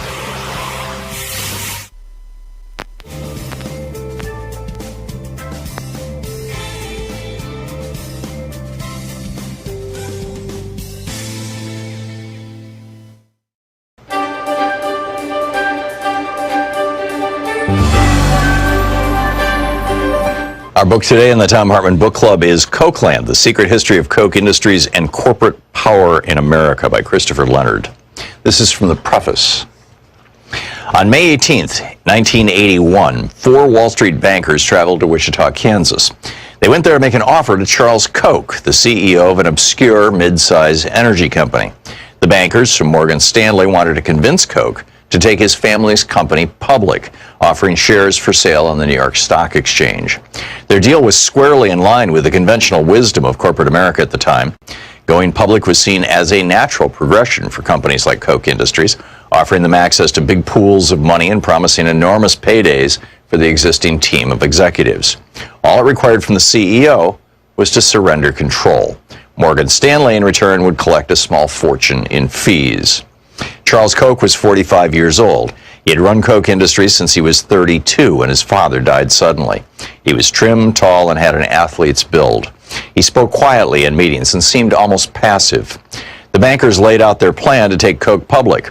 They revealed what, to most executives at least, might have been the most significant detail. If Charles Koch agreed to the deal, he could earn $20 million overnight. The bankers seemed incredulous when they prepared a confidential memo about Koch's reaction. He does not want this cash, the memo reported. Charles Koch calmly explained to them why their offer made no sense. His company was breathtakingly profitable. It operated in vital, deeply complex corners of the American energy industry. During the 1980s, Koch Industries was the largest purchaser and transporter of U.S. crude oil. It owned an oil refinery. It employed teams of commodity traders who bought and sold a wildly diverse menu of raw materials and financial products, from gasoline to paper futures contracts. This might have encouraged most CEOs to take their company public. Koch Industries, however, did not want outsiders to know how much money its traders were earning. Taking the company public would expose too many of its secrets. The memo said, certain of Koch's commodity traders are particularly worried that their high salaries, once disclosed to the public, would be used against them by their trading partners. Secrecy was a strategic necessity for Koch Industries. Charles Koch did not want to surrender it. He also didn't want to surrender control. He had a specific, clear vision of how to run his company, and he didn't need Wall Street investors to interfere. If the bankers expected Charles Koch to go along with the conventional wisdom of their time, then they, like so many outsiders, did not understand him. Beneath his low-key veneer, Charles Koch was, at his core, a fighter. He had unmovable ideas about how things should be, and he did not back down when challenged. When he was challenged by his own brothers for control of Koch Industries, he fought them in a bitter legal battle that lasted decades. When he was challenged by members of a powerful labor union during his first years as CEO, he fought them even as they committed an act of industrial sabotage that nearly destroyed Koch's oil refinery. When the FBI and the U.S. Department of Justice launched a criminal investigation into Koch Industries' oil gathering business, Charles Koch fought them with every legal and political tool at his disposal. When a liberal Congress and President Barack Obama sought to impose regulations on the fossil fuel industry to control greenhouse gas emissions, Charles Koch fought them in ways that changed U.S. politics. In each of these fights, Charles Koch prevailed. When Charles Koch dismissed the bankers in 1981, it was just a small skirmish in the larger war to control Koch Industries. After prevailing in that fight, he created a company that was true to his vision. He avoided the snares that entangled many publicly traded companies that report their financial results to investors every 3 months. Koch Industries didn't have to think quarter to quarter. The company thinks year to year. An internal think tank and deal-making committee called the Development Group will sometimes think through a business deal on a timeline measured in decades. This long-term view made Koch more nimble where other companies stumbled. In 2003, for example, Koch Industries bought a group of money-losing fertilizer plants when no publicly traded company was willing to take the risk. Today, those plants are as profitable as a broken ATM machine that spews out cash around the clock. Unlike publicly traded companies, Koch Industries does not pay out rich dividends to investors. Charles Koch insists on reinvesting at least 90% of the company's profits, fueling its constant expansion. This strategy laid the foundation for decades of continuous growth. Koch Industries expanded continuously by purchasing other companies and branching out into new industries. It specialized in the kind of businesses that are indispensable to modern civilization, but which most consumers never directly encounter. The company is embedded in the hidden infrastructure of everyday life.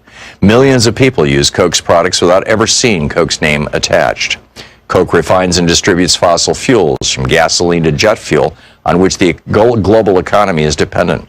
Koch is the world's third largest producer of nitrogen fertilizer, which is the cornerstone of our modern food system. Koch makes the synthetic materials used in baby diapers, waistbands, and carpets.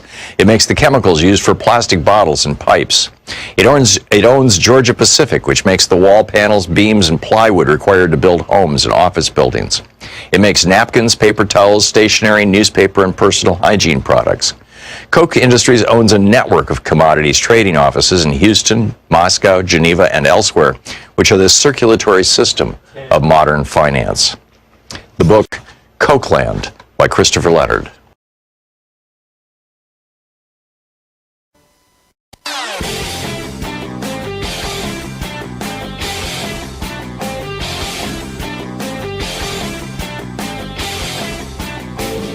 Hey, my new book is out. The Hidden History of American Oligarchy, Reclaiming Our Democracy from the Ruling Class. Want to know more? The links are all over at thomhartmann.com. Gretchen Reynolds over at the New York Times has been compiling for the last year or so, maybe a little longer, but I've been noticing it for the last year, some just remarkable statistics and information coming out of peer-reviewed scientific journals about the benefits of very, very small, short amounts of exercise on the quality of life and the lifespan, you know, the ability to survive disease of all of us. Frankly, some of the studies were on younger people. A lot of the studies were on people over 50. And I'm talking very small amounts of exercise, like literally 4 minutes of bicycling, or 4 seconds, excuse me, of bicycling really hard on a stationary bicycle followed by 56 seconds of just relaxing. And doing that 15 times, over a 15-minute period, a couple of times a week. 4 seconds of exercise. Produce measurable results. It's all over at thomhartmann.com. We got a new video up for the people who are supporters of our program. You can check it out.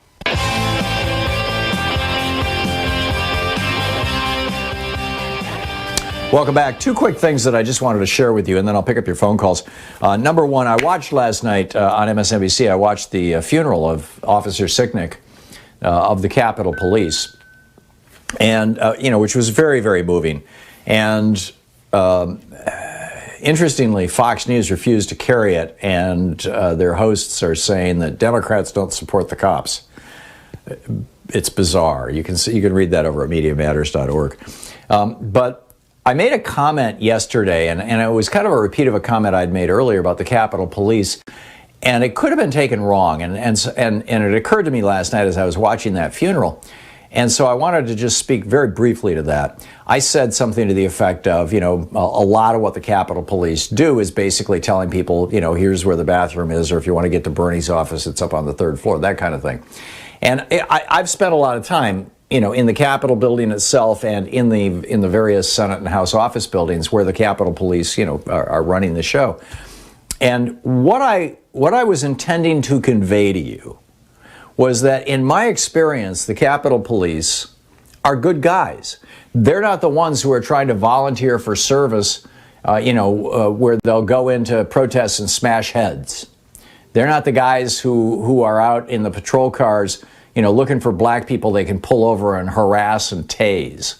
The Capitol Police is a very extraordinarily professional police department. But that doesn't mean they're not cops. I didn't mean to say that they're like glorified, tour guides or something, although I think I said essentially words to that effect. It's not what I meant. They are, they're full-blown police, and they not only have the authority, but they also take the risks that police officers do. And this is where we've seen 140 police officers injured in this, numerous traumatic brain injuries, broken ribs. One guy lost an eye. Officer Sicknick lost his life. 2 of these police officers now have committed suicide, presumably as a result of traumatic brain injury causing, this is a not uncommon thing. We're seeing it among soldiers returning from Iraq and Afghanistan, really, really high suicide rates from people who've experienced traumatic brain injury. So I just wanted to tip my hat to the Capitol Police. And for those of you who might have thought that I was dissing them, please know I was actually trying to speak kindly and respectfully of them. I have always had very positive interactions with Capitol Police. And then the second thing I mentioned earlier that I do want to touch on very quickly is Joe Manchin, one of the guys who is standing in the way of ending the filibuster, which makes me crazy. But in addition to that, I noticed a thread this morning over on Democratic Underground that basically said, what kind of crazy idiot wants to primary Joe Manchin just because he's holding up things like ending the filibuster, just because he's voting with the Republicans instead of the Democrats. He's a Democrat in a solid red state. I mean, you don't want to give that up, do you? And I just wanted to point out that in the West Virginia primary, and I'm talking 2016 here when Bernie ran against Hillary Clinton. In that primary, Bernie won by 15 points. What happens is when you have a state like West Virginia where government broadly doesn't work for the people, it's been taken over by oligarchs.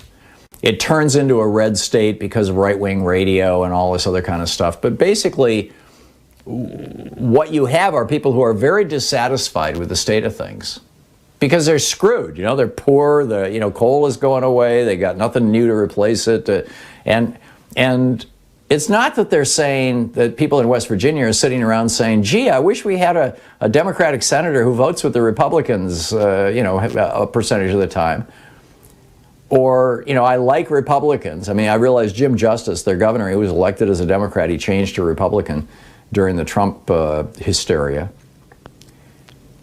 What they're most vulnerable to, people in West Virginia, is populism. This is why Trump carried in the primary, in the Republican primary, Trump carried West Virginia with 77% of the vote. because he said he was going to bring back the jobs from overseas. He was going to give everybody in the state low-cost health care, better than Obamacare. And he was going to raise taxes on rich people. Those were the three main things that Donald Trump campaigned on, in addition to building the wall, which was a variation of, I'm going to make sure you have a job. Now, I realize that there was a big chunk of racism in there, and there's a lot of racists in West Virginia, as there are everywhere in the United States. But in my opinion, I'm not arguing in favor of primarying Joe Manchin. I am hopeful that he can be reformed. I am hopeful that he will wake up and realize the kind of damage he's doing. And I think that, deep down inside, Joe Manchin's probably a decent guy. I think I mentioned the other day, I've met him a few times, but I don't really know him at all. But that said, if somebody was to primary him, if that person was basically a Bernie Sanders, Elizabeth Warren kind of progressive, I think they could win in West Virginia. And the proof of that is just, I'm looking at how well Bernie did in West Virginia on that message. So I'll leave it at that. I don't want to turn that into some kind of huge debate, but I did want to weigh in on it. But I'm generally speaking, I'm not a fan of primarying Democrats, period. But, hey, if Joe Crowley, who was the third most powerful Democrat in the House of Representatives, had not been basically serving corporate interests rather than his voters, Alexandria Ocasio-Cortez would not have been able to beat him. Because he was in a, semi-conservative, it wasn't a red district, obviously. It was a very blue district. But, they've always elected a conservative, a kind of conservative Democrat. Isn't that how it should be? No, not necessarily. Anyhow, 41 minutes past the hour. Paul in Woodinville, Washington. Hey, Paul, what's up? Oh, damn, I put Paul on number 2 too, Sean. I'm sorry. Paul, you're on the air. Are we good now? Yeah. My fault. Good. Sure. So the first thing I wanted, your question is, what's more important, democracy or capitalism? So I'll remind you that probably the most famous dissent in constitutional jurisprudence history is Oliver Wendell Holmes Jr. wrote in Lochner versus New York, the Constitution is not intended to embody any particular economic theory. There you go. So what does that tell you? Okay, so obviously the democracy is more important than any economic theory, and I think that's one of the best known dissents in Supreme Court jurisprudence. So the other thing I wanted to talk to you about, Tom, is that the attack on the Capitol, the riot of January 6th. I thought of it in these terms. I guess I was thinking about it because Trump's lawyers want to argue about the election of November 3rd. That's an important distinction because the attack on the Capitol had nothing to do with the election of November 3rd. It's directly related to the election of December 14th. And that was the voting of the electors. No Republicans even said there was anything wrong with that election, right? The election of November 3rd may have informed the slate of electors, but there was nothing wrong or unconstitutional or anything that could possibly have been described as an irregularity. And this was an attack in two ways. And it was an attack of the executive branch of the United States on the Congress while in session and while doing the business of the several states. So it was therefore an attack of the federal government upon the states. I think it was an Article 2 attack on Article 1 on the Article 1 branch. Yes, that's absolutely right. Which I think demands, and again, since these rioters, these insurrectionists, were attacking a constitutional process, had nothing to do with any irregularities that may have been in any one given state of elections, whatever they've claimed about signatures not being verified, had nothing to do with that. That's That was all said and done when the electors agreed to go to their state capitals, sign their names to those ballots. All of that was moot and irrelevant. Yeah, this was an attempt to overturn the Electoral College. You're absolutely right, Paul. Paul, thank you very much for the call. And Sean, I'm going back to Hybrid 1 right now. It's 45 minutes past the hour. We'll be back with more of your calls in just a moment. It's the Thom Hartmann Program. Fair and only slightly unbalanced. Stick around. You're listening to Thom Hartmann. Visit ThomHartmann.com for audio and video archives. And we'll be back with more of your calls in just a moment.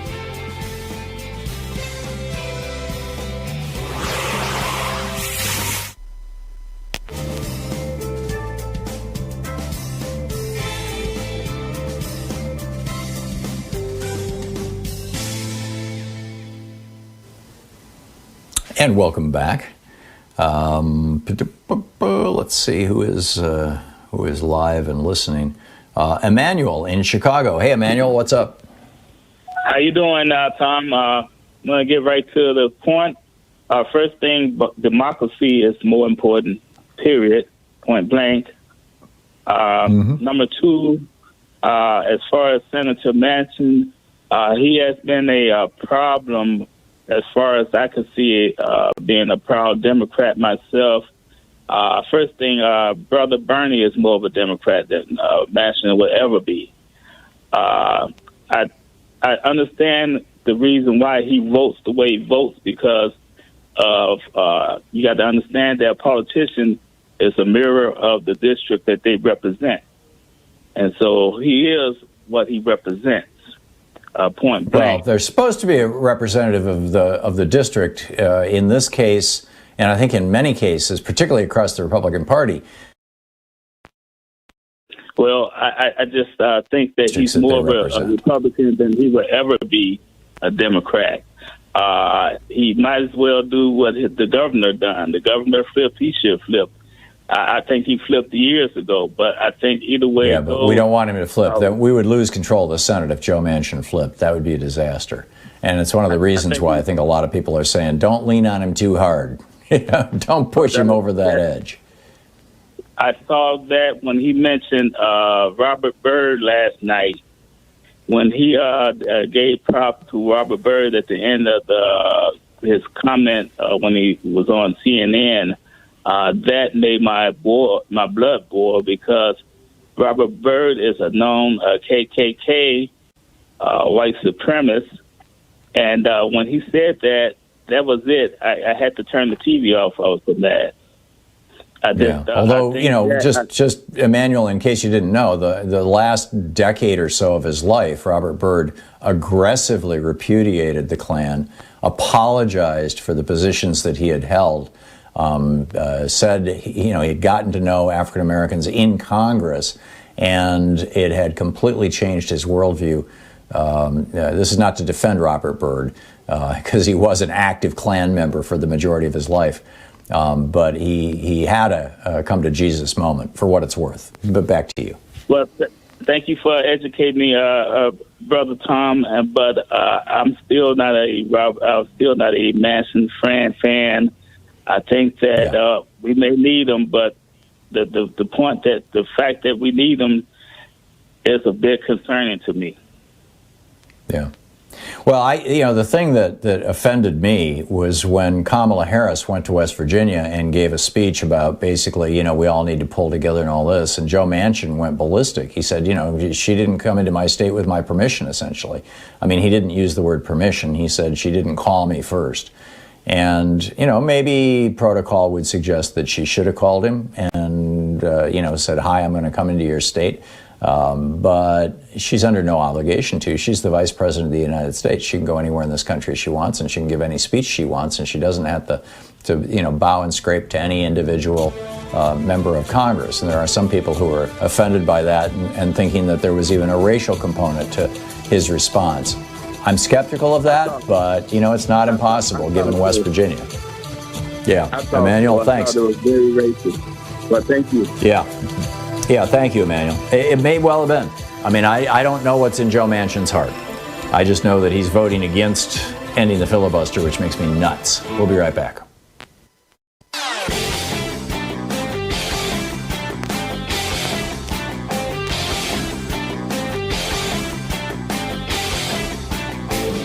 You can find an absolutely fascinating library of my writings, including my daily rants, over at thomhartmann.medium.com. Hey, my new book is out. The Hidden History of American Oligarchy, Reclaiming Our Democracy from the Ruling Class.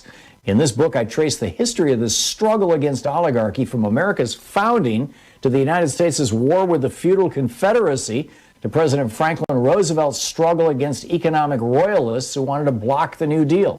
In each of those cases, the oligarchs lost the battle. But with increasing right-wing control, we're at a crisis point. Want to know more? You can sign up for 3 virtual book events. Powell's virtual event, In Conversation with David Corton, is Tuesday, February 2nd at 5 p.m. Pacific Time. The Seattle Town Hall virtual event is Thursday, February 4th at 6 p.m. Pacific Time. And the Books and Books virtual event, In Conversation with David Corton, is Tuesday, February 9th at 4 p.m. Pacific Time. Come support your local bookstores and hear about my new book on oligarchy. The links are all over at thomhartmann.com.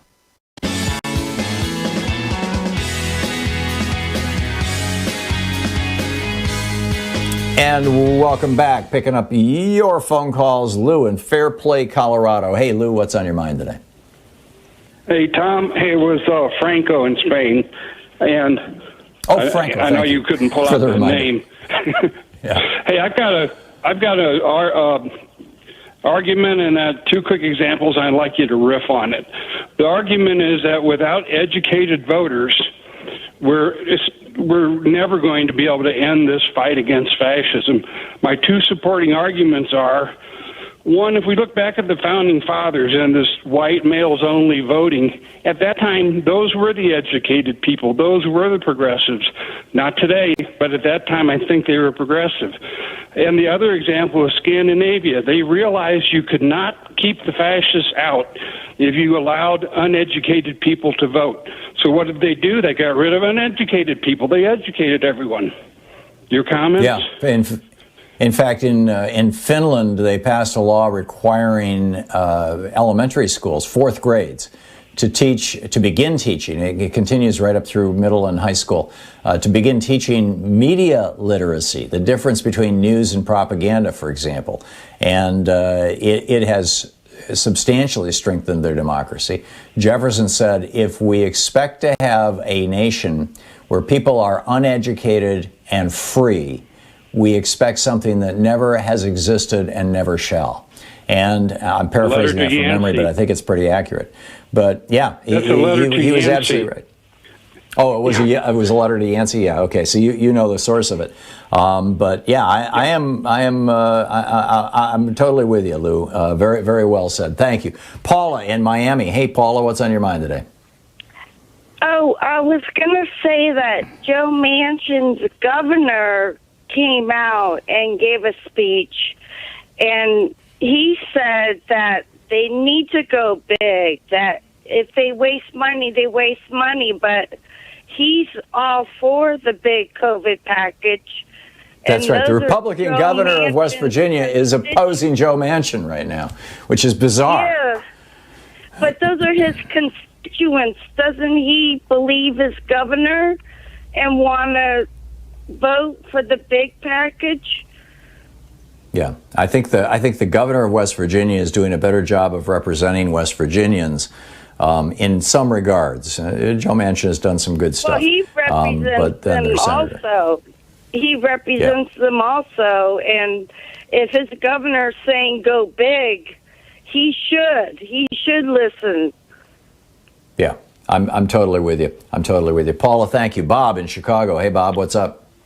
Hi, Tom.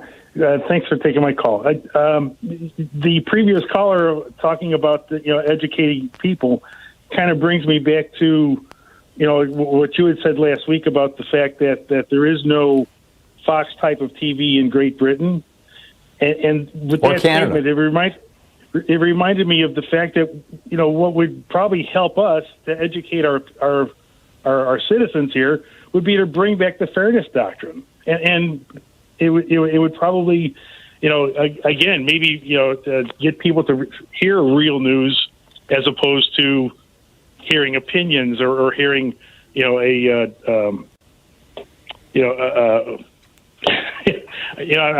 losing my train of thought here, but you get. No, I get it.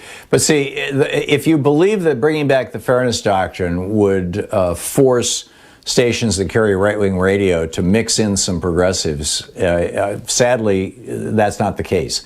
The fairness doctrine only required a response when opinions were being presented by station ownership or management.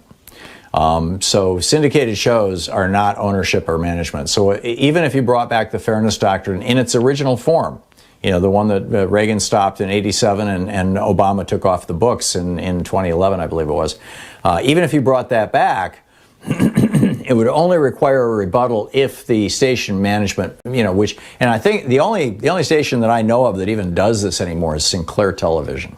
And they would probably figure out a way around it. I like the sentiment, though, that broadcasters must broadcast in the public interest, and that if the public feels that the public interest is not being served, they can challenge the license of the broadcasting entities.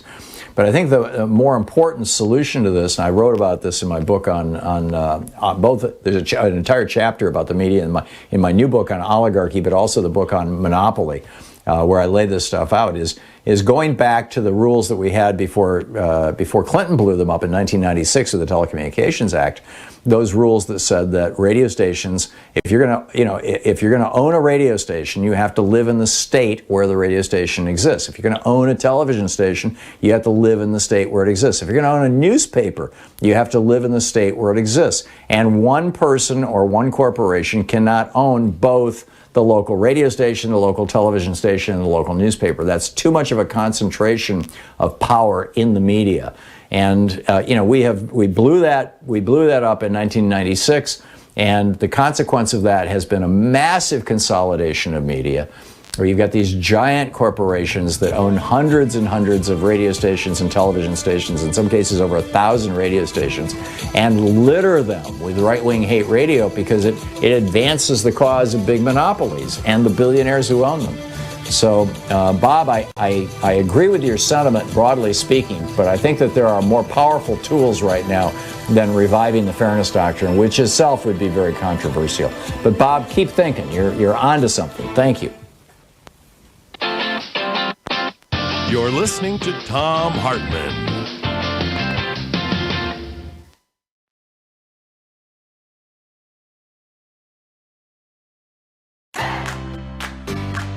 These companies support the Thom Hartmann Program. They are CB Distillery, CBD for sleeping.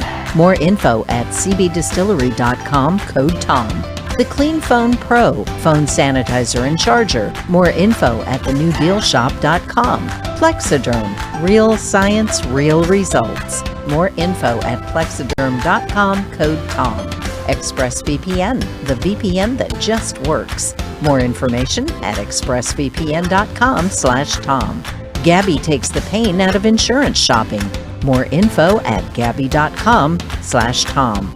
HelloFresh, the #1 meal kit delivery service. More info at hellofresh.com, code TOM. And Superbeats, heart chews for heart-healthy energy. More info at superbeatsradio.com/Tom.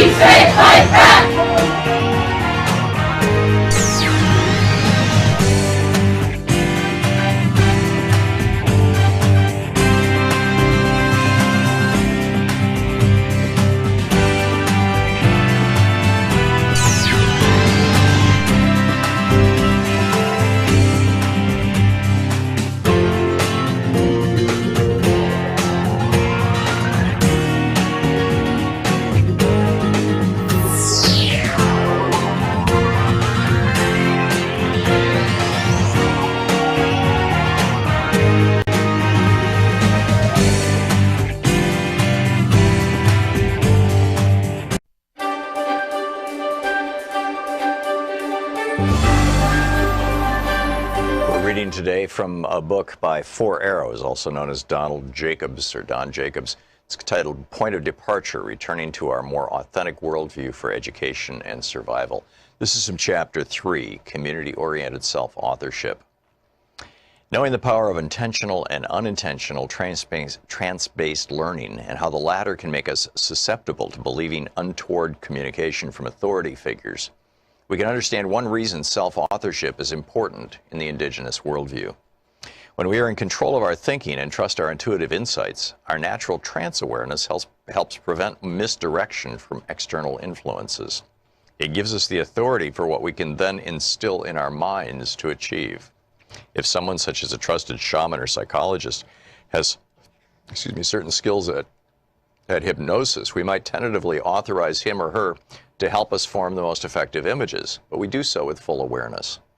More important than avoiding negative influence from perceived authority figures, however, is the self-authorship via indigenous worldview that gives high degrees of individual autonomy to people while at the same time assuring that people use their freedoms to help their communities.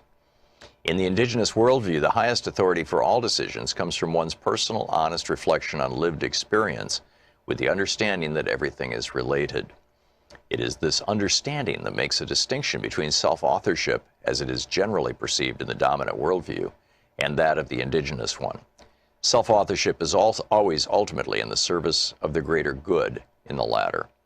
Self-authorship in indigenous ways of thinking comes from knowing that the highest experience for decisions comes from honest reflection on lived experience in light of realizing that everything is related in life, and this interconnectedness must be a part of all decisions.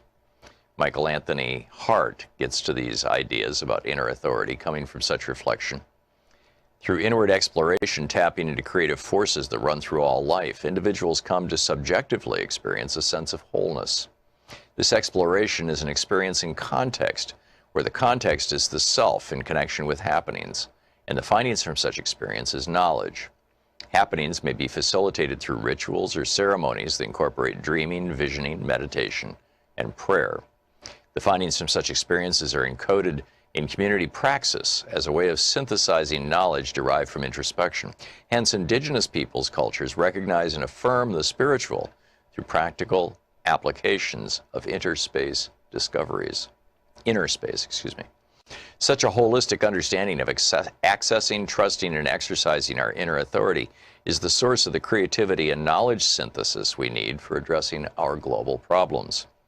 While Ehrman refers to this inner authority with the Cree term mamatawisin, which is the capacity to tap the creative life forces of the inner space by the use of all the faculties that consume our being, it is to exercise inwardness. This understanding is missing from our dominant worldview, where objective-based outward exploration is sought for guidance rather than introspective knowledge development. Dependence on external authority is the rule in spite of the call to question authority that has always resonated on the fringes.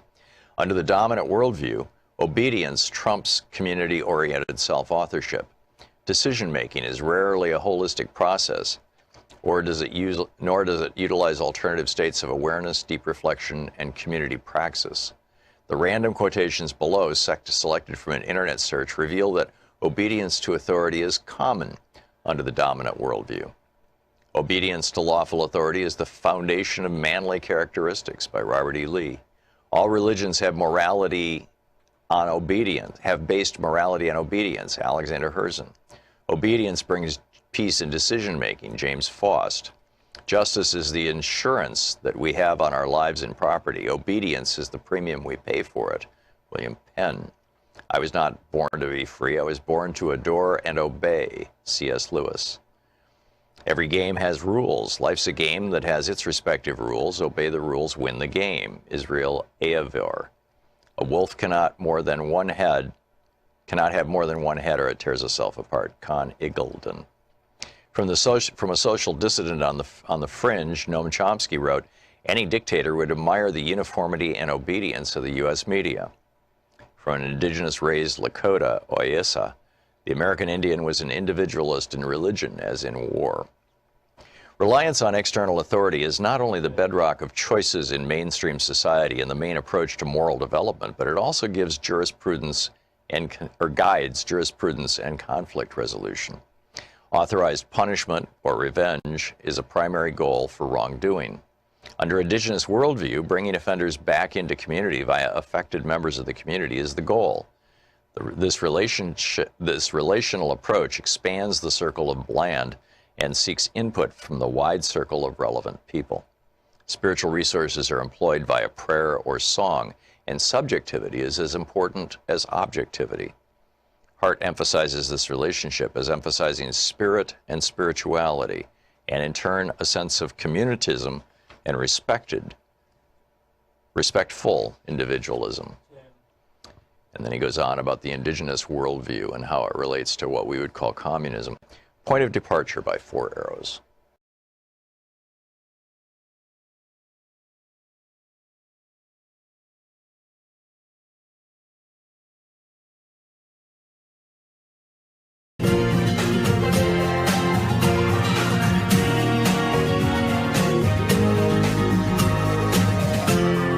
This is the Thom Hartmann Program.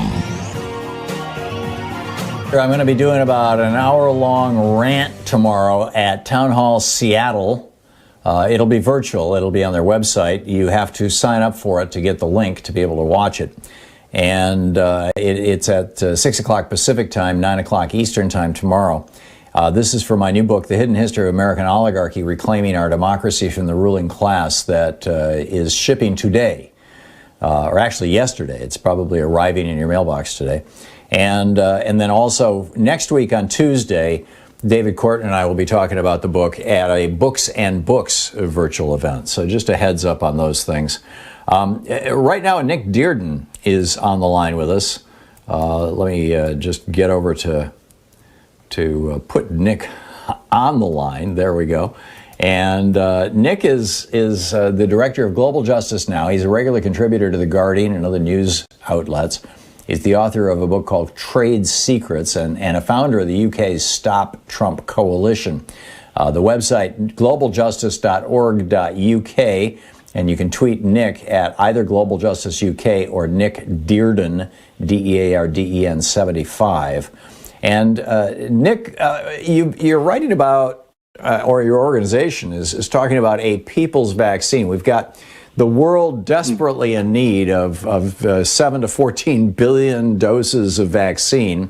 We've got literally hundreds or thousands of companies all around the world in various countries, and dozens of them here in the United States, that routinely manufacture vaccines, but they're not manufacturing COVID vaccines because our patent laws are restricting it to a relatively small number of companies that are making some really serious money on this.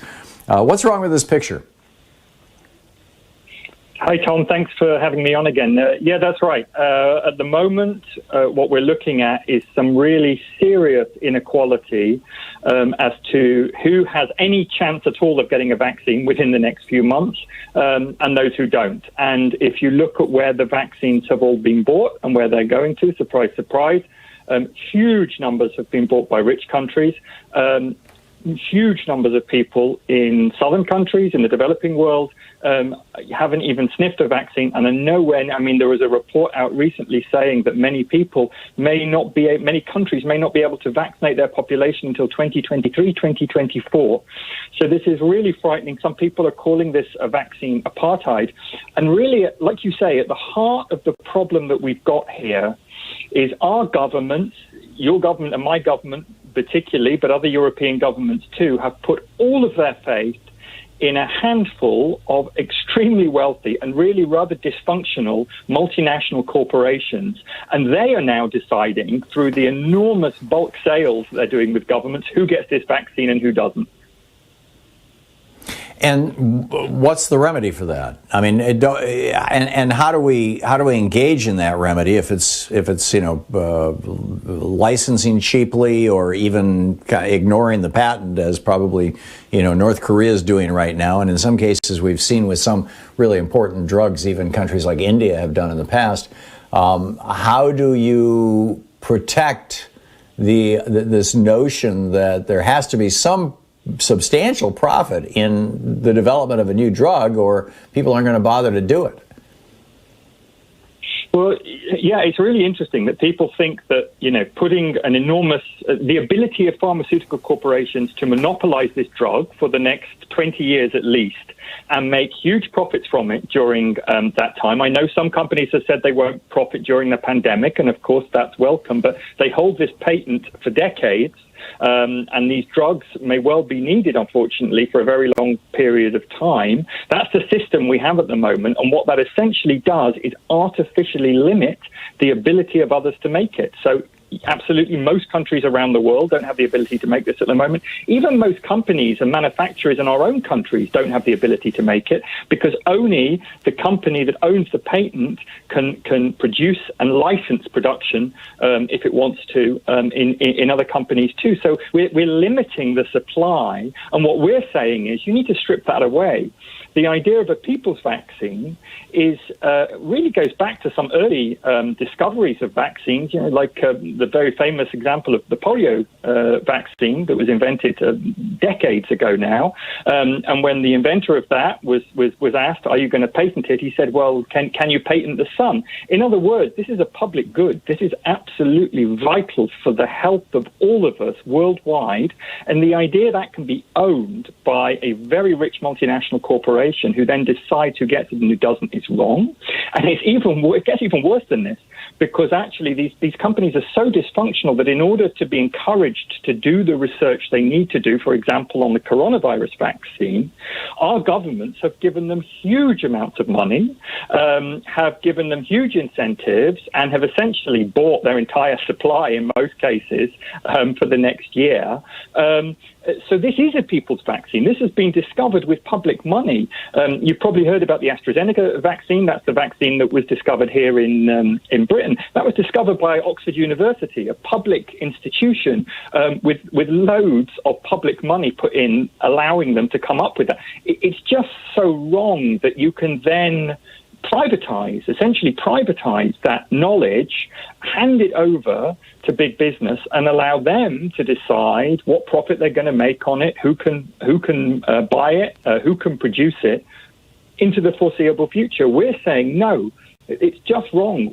First of all, we paid for this, but frankly, the situation we're facing now as a human race is far too serious to allow these big corporations to simply monopolize and profit from that knowledge. We want to collaborate. We want to share this knowledge. We want open source science, technology, and patents so that we can produce this everywhere around the world that we possibly can, as rapidly as we possibly can. And that's what we mean by a people's vaccine, a very different way of thinking about the production of medicines and understanding how important they are, especially in this awful pandemic, to the lives and livelihoods of all of us around the world.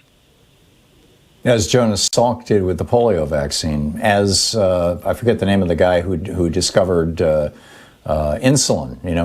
He gave it away, and although that hasn't stopped, Heather, what's her name, Joe Manchin's daughter from jacking. Well, no, that's EpiPens that she's jacking the price up. But that's a public, epinephrine,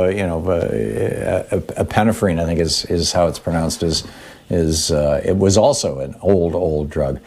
So, are you seeing any motion? We're talking with Nick Dearden, the Director of Global Justice now. Nick, are you seeing any motion in this direction? I mean, it seems to me that the biggest point to make is that we know that this virus is mutating rapidly. The South African variant seems particularly nasty. And the reason it's mutating rapidly is because so many people have it. There's so many petri dishes around there for mutation. And therefore, setting aside the patent laws, while in some way protecting the profits of some of these large companies, or at least not injuring them, seems like a national public health imperative. We have about 45 seconds to the break. What should we do, and is there any motion anywhere in the world to do it? there really is huge movement on this, and it's really exciting. So I don't want people to get down by how big this is, because we have the kind of movement now that we haven't seen for 20, 25 years, since back in the days of the anti-globalization movement. We have countries as powerful as India and South Africa coming to the World Trade Organization and saying, we demand that you that you halt the application of international patent law, of international trade law that prevents us being able to get hold of and produce this vaccine. And they are supported by almost every southern government in the world. It is only governments like mine and yours that are holding out against this proposal at the moment. So there is everything to fight for. This is a really exciting time, and I believe we can make serious inroads into actually getting the kind of people's vaccine that we need. And I really urge people to get involved in the campaigns in their own countries who are watching this and make this happen. Great. And you can find out all about it at globaljustice.org.uk. Nick Dearden, the director. Nick, thanks a lot for dropping by. It's great talking to you again. That's a pleasure. This is the Thom Hartmann Program. We'll be right back with more of the program, more of the news of the day, my comments, your thoughts, all that sort of stuff right after this. Stick around.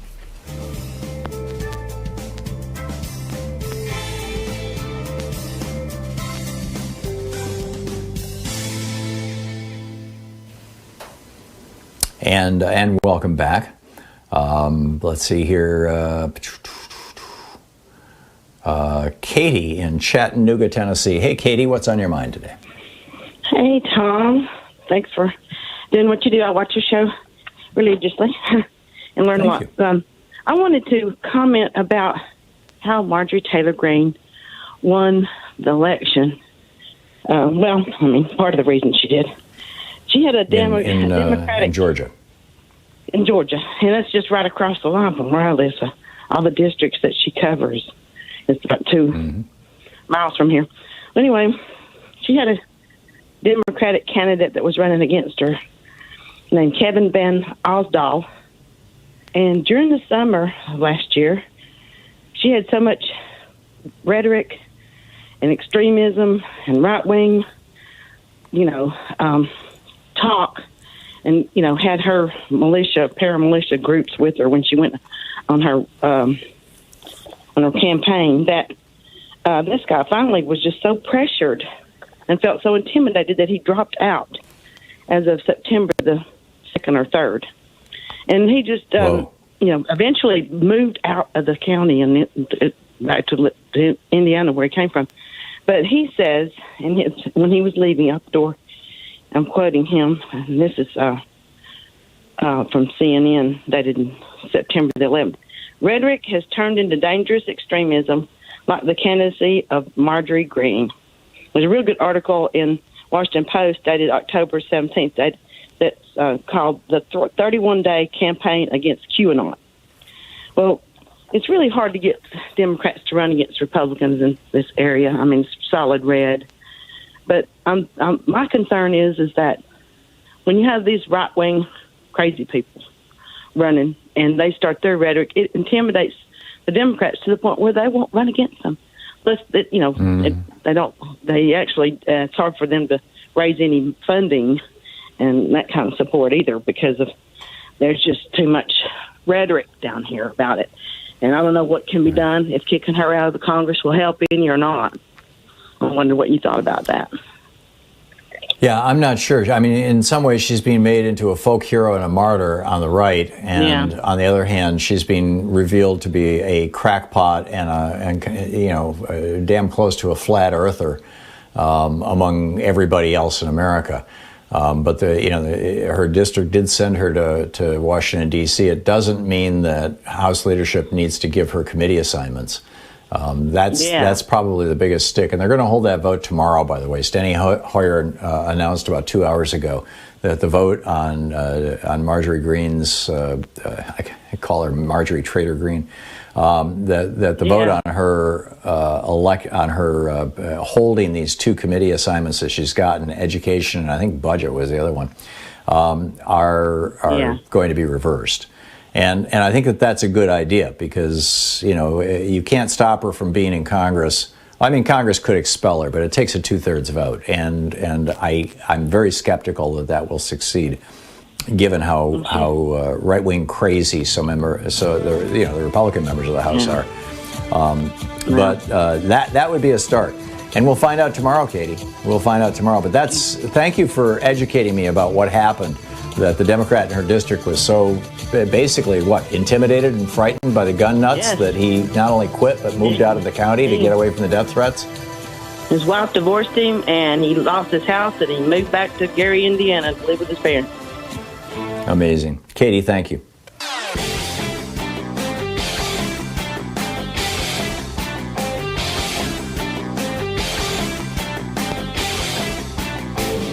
Hey, my new book is out. The Hidden History of American Oligarchy, Reclaiming Our Democracy from the Ruling Class. Want to know more? The links are all over at ThomHartmann.com. You know, there's so much news coming out of the Trump administration, so much corruption, so many crimes. Oh, now they're letting people kill endangered species. Now they're selling off, the Arctic National Wildlife Preserve refuge to big oil companies. Oh, now they're they're authorizing pesticides that we know cause birth defects and damage to children. It's just, step after step after step, that it's so easy to forget that back in July of 2020, it was reported that Jared Kushner and Mike Pence's nephew, John Pence, created a couple of LLCs, American-Made Media Consultants Corporation, that took $617 million of Trump campaign cash, and nobody knows where it went. I'm telling you, these guys are professional grifters. We need to keep an eye on it. There's a whole rant about it over at ThomHartmann.com for supporters of our program.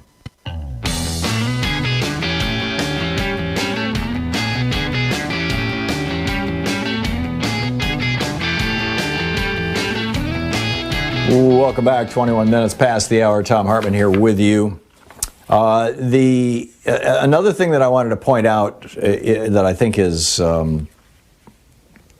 pretty important is that we have, obviously the Republicans calling for means testing the $1,400 stimulus check, and I get it that we already got $600, $1,400 on top of that equals $2,000, which is what everybody promised. If we can't get the $2,000, the Democrats, in my opinion, just need to stick with, hey, we got you $2,000. It was $600 plus $1,400. If you can do the math, that adds up to $2,000. It would be nice to get the full $2,000 right now. I mean, Ossoff and Warnock are, campaigned on that, and they're pushing for it. It may or may not happen, but a much larger issue, I think, right now is at stake, and that is whether we're going to help everybody. And that's going to mean that, roughly 150,000 people who make a pile of money every year, the top 1%, are going to get a $1,400 check. Big whoop, right? It's going to cost us almost nothing.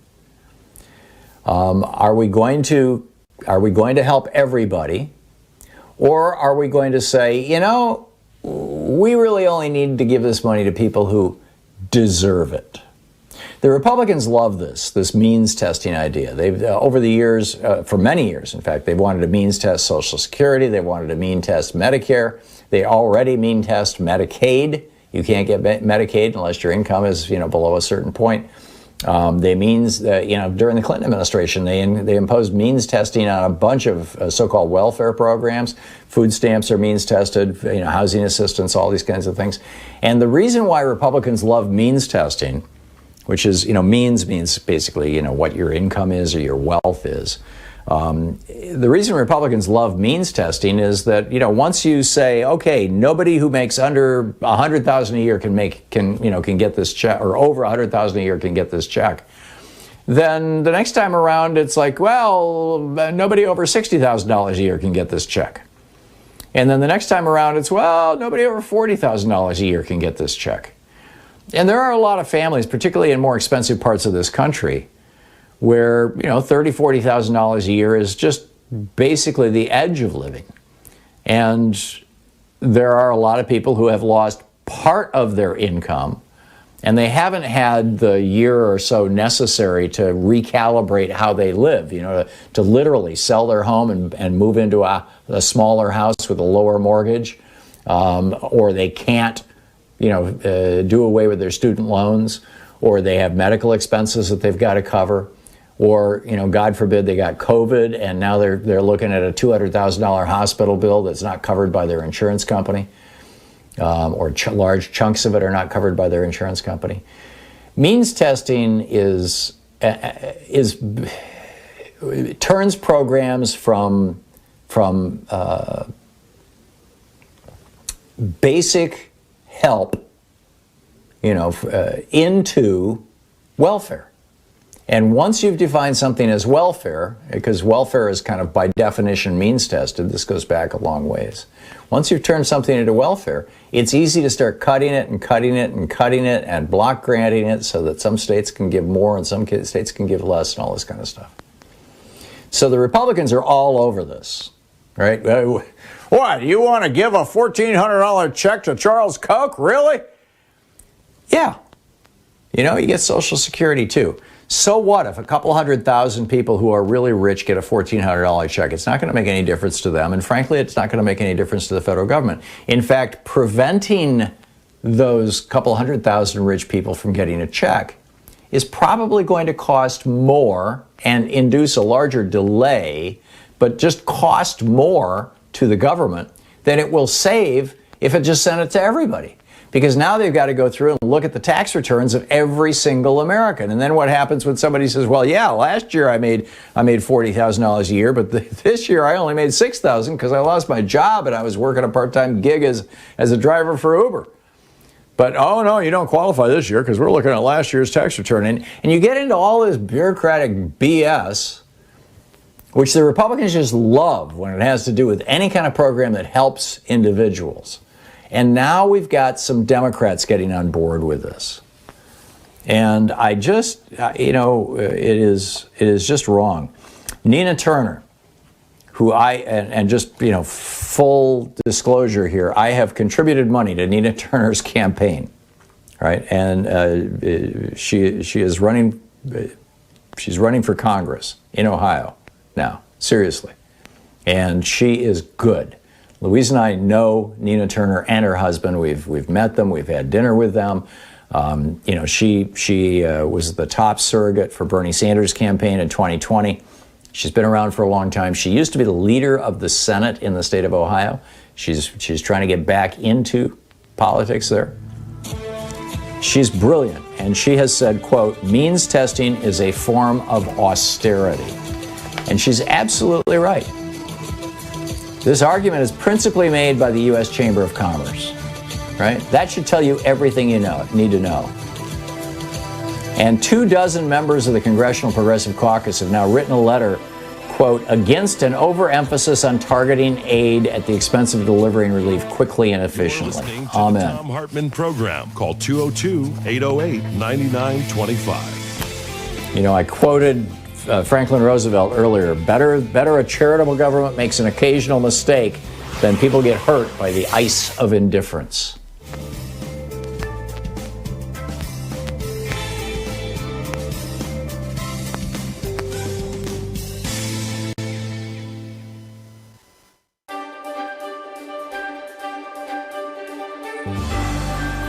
We're reading today from Guns for Hire, how the CIA and U.S. Army recruit mercenaries for white Rhodesia. It's a historical reprint of what appears to be a 1979 pamphlet, basically. This is from the introduction. It does have an ISBN number. It is available in book sources. In Zimbabwe, Rhodesia, actually this must have been published post-1980 because they're referencing Zimbabwe.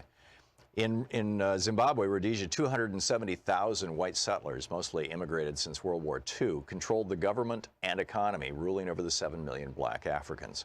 The Zimbabweans cannot vote. They have been forced off the bulk of the arable land, and they have no democratic rights whatsoever. All labor performance in Zimbabwe is black labor, and it is intensely exploited, often at less than subsistence wages. Zimbabweans have been fighting European invaders since the early 17th century. Since the 1890s, they have been directly ruled by Europeans, at first in the form of a private British corporation, the British South Africa Company. Since 1923, direct political rule has been in the hands of the white settlers, currently led by Ian Smith and his fascist Rhodesian Front Party. It's important to note that the white settlers were originally given this direct local power as a, quote, self-governing colony of the British government thereby creating a master-caretaker relationship. During these past 80-odd years, Western imperialism, the multinational corporations of the United States, Britain, and South Africa, has extracted huge profits from the exploited and oppressed Zimbabwean population via the subsidiaries of the Anglo-Americans, Lonrho, Amax, AMAX, Union Carbide, Mobil, ITT, and other corporations. They fully intend to continue doing so as long as they can. The white settler minority has been rewarded for their violent subjugation of the Zimbabwean people with perhaps the highest national standard of living in the world. Sir Roy Walensky, the former Prime Minister of the Central African Federation, which included what is now Rhodesia, once said, "This man Smith has an appeal. It's the appeal of an easy life. For $6,000 a year, you can have 5 servants, a swimming pool, and a lot."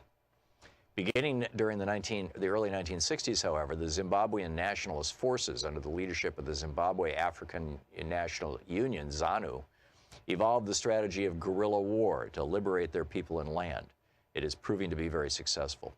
There are 20,000 guerrillas in base camps in Tanzania and Mozambique, over 3,000 in Zimbabwe itself, and this number is continually rising.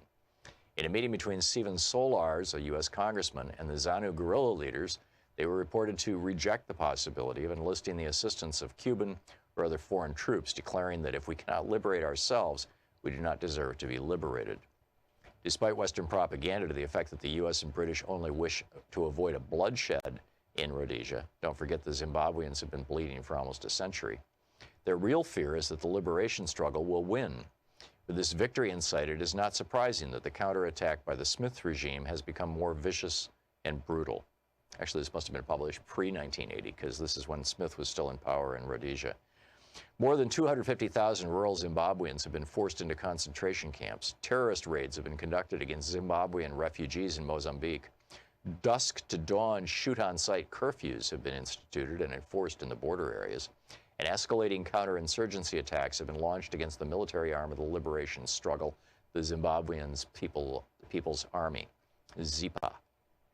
It is crucial for Westerners to understand that the Smith regime has not stood alone in this barbaric campaign. This pamphlet documents the critically important element in U.S. imperialism's support for the Smith regime, white mercenary reinforcements for the fascist Rhodesian, quote, security forces. This flow of U.S. mercenaries to prop up white Rhodesia is an important, though secret part of U.S. imperialism's strategy for Africa. The U.S. has massive investments in southern Africa. Zimbabwe alone supplies the bulk of high-grade chrome ore used in the U.S. for jet engines and other advanced technological items. Coal, copper, and other minerals are ripped out of Zimbabwe for U.S. industry. Mobil Oil, Texaco, Hertz Rent-A-Cars, Holiday Inns, and many other U.S. corporations operate illegally in Rhodesia through foreign subsidiaries. More important still is South Africa, the fortress of U.S. interests in Africa, where $1.5 billion is invested by GM, IBM, Ford, and other giant multinational corporations. The liberation of Zimbabwe would, for the first time, penetrate the buffer zone of satellite countries protecting the borders of South Africa. South African guerrilla fighters, who are already training by the thousands in camps in Tanzania and Zambia, would have direct access to re-enter their land and accelerate the liberation struggle.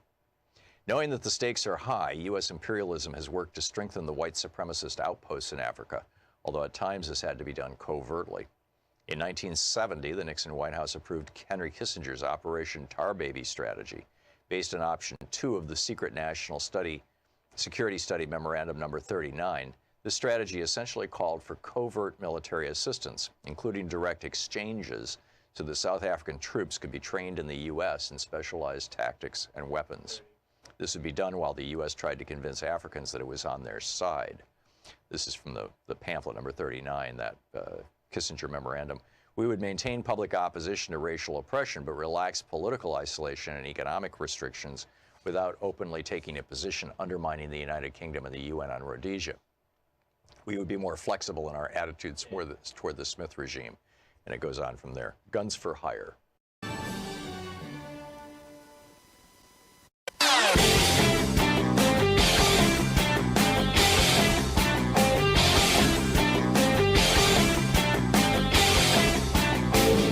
You can find an absolutely fascinating library of my writings, including my daily rants, over at thomhartmann.medium.com. Hey, my new book is out, The Hidden History of American Oligarchy, Reclaiming Our Democracy from the Ruling Class. In this book, I trace the history of the struggle against oligarchy from America's founding to the United States' war with the feudal confederacy to President Franklin Roosevelt's struggle against economic royalists who wanted to block the New Deal. In each of those cases, the oligarchs lost the battle. But with increasing right-wing control, we're at a crisis point. Want to know more? You can sign up for 3 virtual book events. Powell's virtual event, In Conversation with David Korten, is Tuesday, February 2nd at 5 p.m. Pacific Time. The Seattle Town Hall virtual event is Thursday, February 4th at 6 p.m. Pacific Time. And the Books and Books virtual event, In Conversation with David Korten, is Tuesday, February 9th at 4 p.m. Pacific Time. Come support your local bookstores and hear about my new book on oligarchy. The links are all over at thomhartmann.com.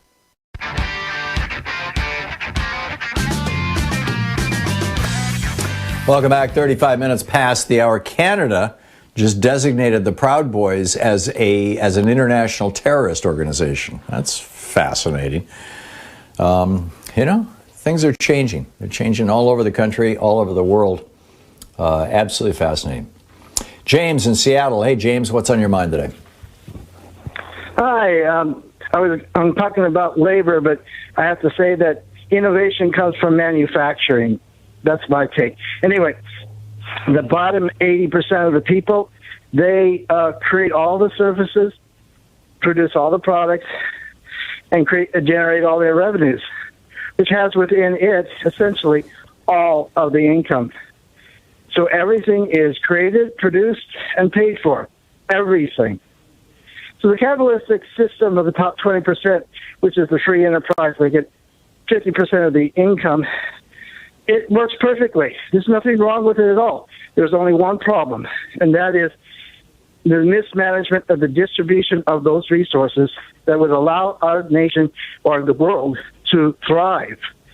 And so the solution to that problem is that we have to pay ourselves first. We have to be the ones to make those decisions, because otherwise they're just going to take everything. And it doesn't... all those kinds of things don't work that way. I mean, it's natural that somebody would take everything, but, it just will not work any other way.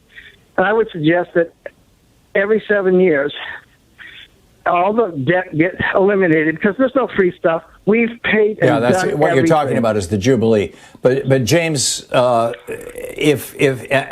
think that the big point here is that this is structural. I mean, if we were watching a football game and one particular team was regularly punching the other team in the gut as they were running by them, or ripping their face masks off, or kneeing them in the groin, all things that are, quote, against the rules, but the referees never did anything about it, we would be raising holy hell. We would be saying, hey, wait a minute, this game is not being played fairly. And if the NFL then went ahead and said, the Broncos gave us an extra, $50 million last year, so we're going to let them do those things, but we won't let any other team do that.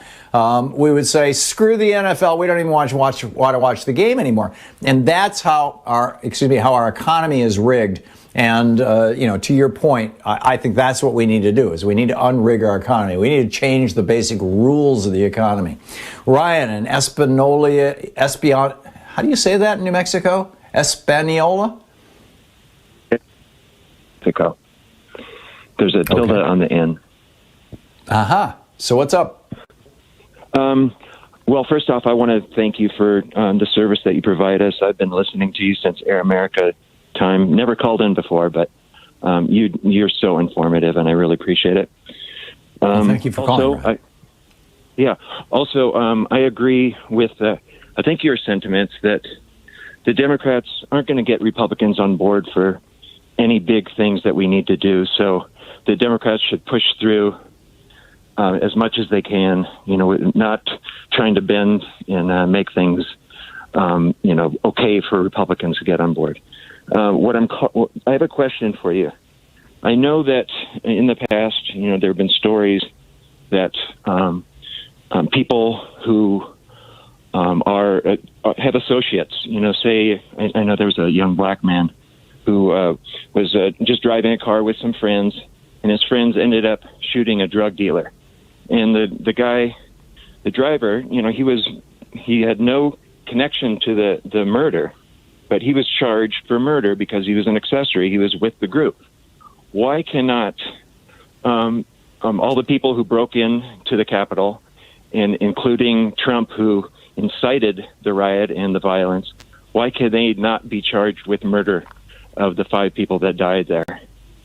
Particularly Officer Sicknick, who was intentionally killed. Most of the others were trampled, accidental deaths. But I agree with you. I think that you have a small number of people who are actual murderers. We need to find the people who who crushed that man's skull with a fire extinguisher and beat him to death. But then on top of that, every single person who participated in that crime is an accessory to murder. And, you would do that if you had a bank robbery where the getaway driver sat outside and the guys 3 guys go in and rob the bank and they shoot somebody and he dies. The guy driving the getaway car would be charged with the crime, even though he wasn't even in the bank at the time. He would be charged with as an accessory to murder or for murder itself. Our murder laws are quite clear about that. I'm not sure if our federal murder laws are quite that well drawn as they are in most states. And so there may be a little loophole there, but I doubt it, frankly. I would be surprised if that was the case. So I am with you, and I think the funeral of Officer Sicknick last night, which Fox News refused to air, because they so support the police, right? Is really kind of highlights it for all of us. So thank you very much, Ryan, for the call. Well said. Jose in Toledo. Hey, Jose, what's up? Well, I was listening to the conversation about why people do not act when outright actions that are not just or should be considered law breaking. People don't really react to it, and I've called several times, and each time I talk about the lack of a good education in the United States. We have, I think it was a Bob Marley song where, we have a bunch of educated fools from uneducated schools. So what they teach these people in the schools has very little to do with what really happened in history. And I think that they have no base to draw from. I myself, other people have read alternative stories, but most people believe in that white supremacist myth that came over the Atlantic Ocean to the United States of exceptionalism, of that we have the right to do this and we do this and what we do is right. Yeah, manifest destiny. Yeah, and the doctrine of conquest.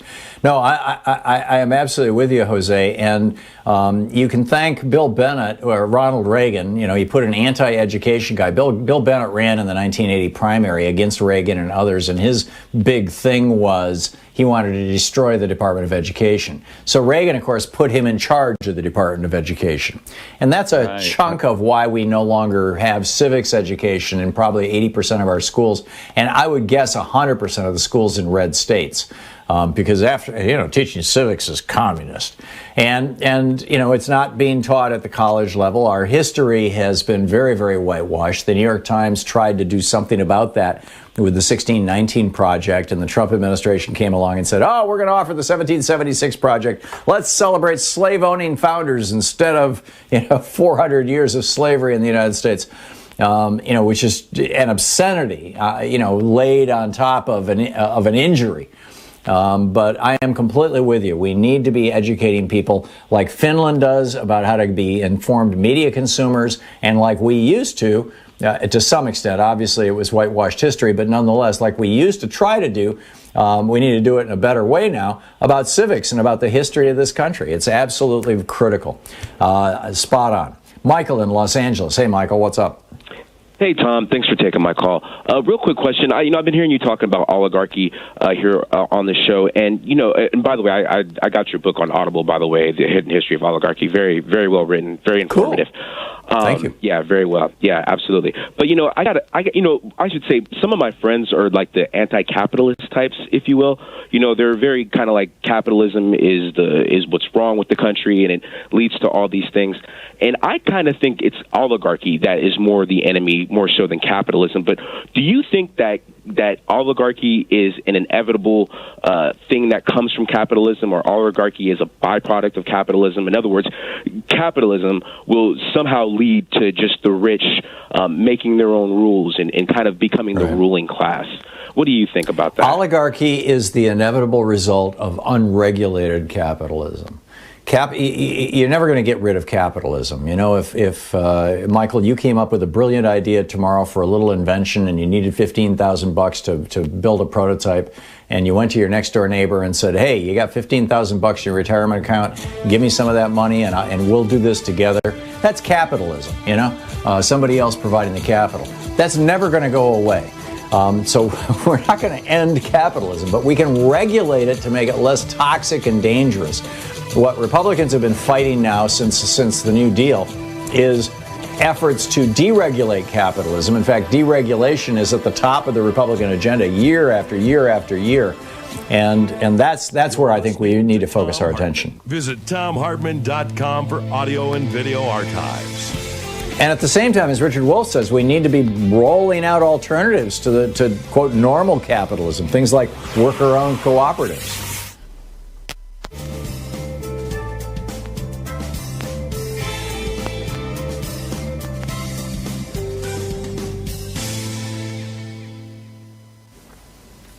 And welcome back. Let's see here. Jessica in Chicago. Hey, Jessica, thanks for watching us on Free Speech TV. What's on your mind today? Hi, Tom. I'm so impressed with your shows today. I'm loving your callers. And yes, they are accessories of murder. And yes, I agree with you, Tom. Green needs to be stripped of her committees with all her death threats and her harassment of Cori Bush, her harassment of the high school student who wanted to reform gun laws.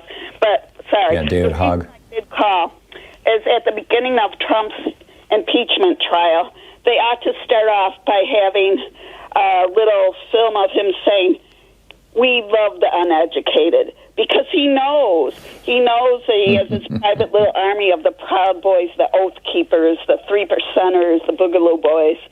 And one last thing, when Trump called the Proud Boy leader to meet with him at the White House on December 12th, that is when this all started. Trump knew he couldn't call him on a cell, he couldn't text him, he couldn't email him, because what he was about to say had to be between the two of them. And so this was going on for a long time.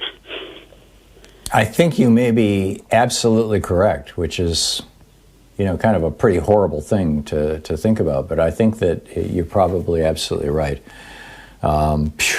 And it's a tough one. I have one more conspiracy theory. It's from my sister, if you want me to tell you. Go for it.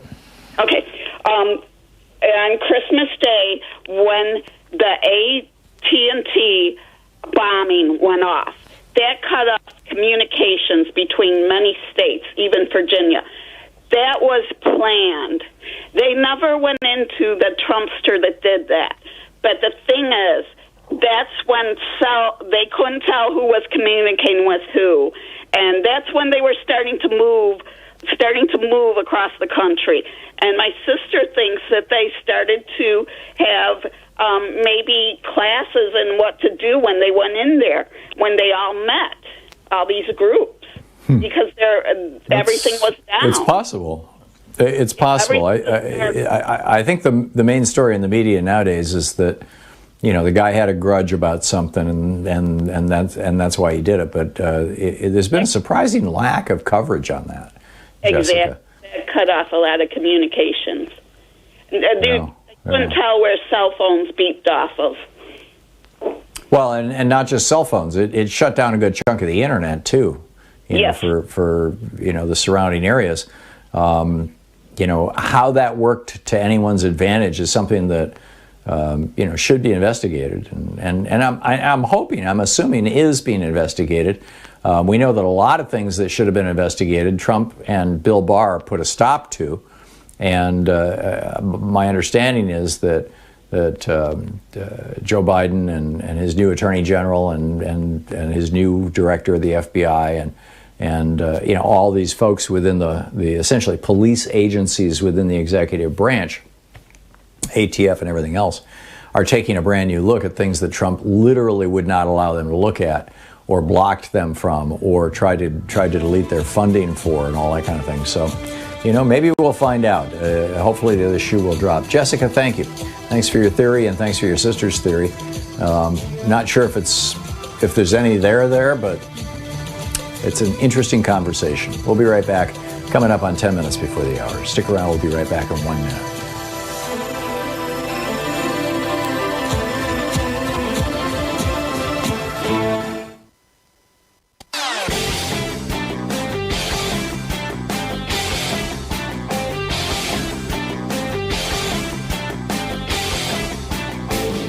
Hey, my new book is out. The Hidden History of American Oligarchy, Reclaiming Our Democracy from the Ruling Class. Want to know more? The links are all over at thomhartmann.com. So in our latest video for supporters of our program over at thomhartmann.com, you'll find a riff about a fellow named Errol Graham. He's a 57-year-old African English individual who starved to death recently in the United Kingdom. The neoliberal Thatcher policies are apparently echoing through the British system now in a rather substantial way, the same way that Reaganomics is echoing through the American system. And we've got tens of thousands of Americans who die every year because they lack health care or they can't afford copays and things. And we have literally millions of children in America who are malnourished or even go to bed hungry every night. It's pretty breathtaking stuff. And I think you'll find the rant particularly interesting or useful, and hope you can share it with your friends when you pick it up. It's over at thomhartmann.com. Thanks again for supporting our program.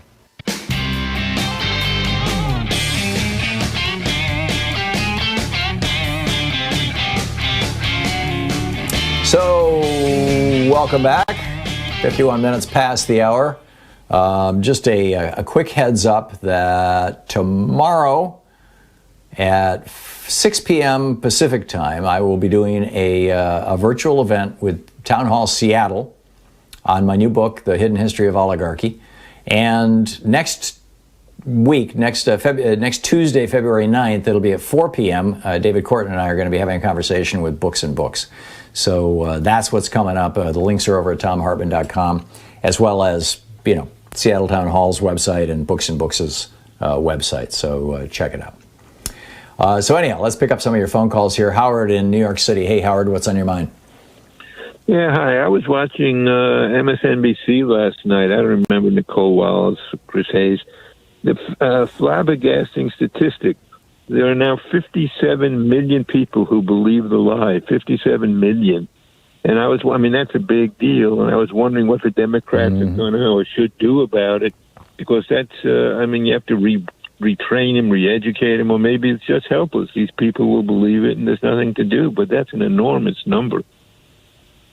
It is. And I recall after the 1960 election when John Kennedy beat Richard Nixon, that the Nixon folks started circulating this rumor that Mayor Daley in Chicago had taken a bunch of voting machines, and this was back in the day when they were big mechanical devices, had taken a bunch of voting machines in districts that went heavily for Nixon and thrown them into the Chicago River. And therefore, that flipped the election to Kennedy. Well, it turns out that even if Chicago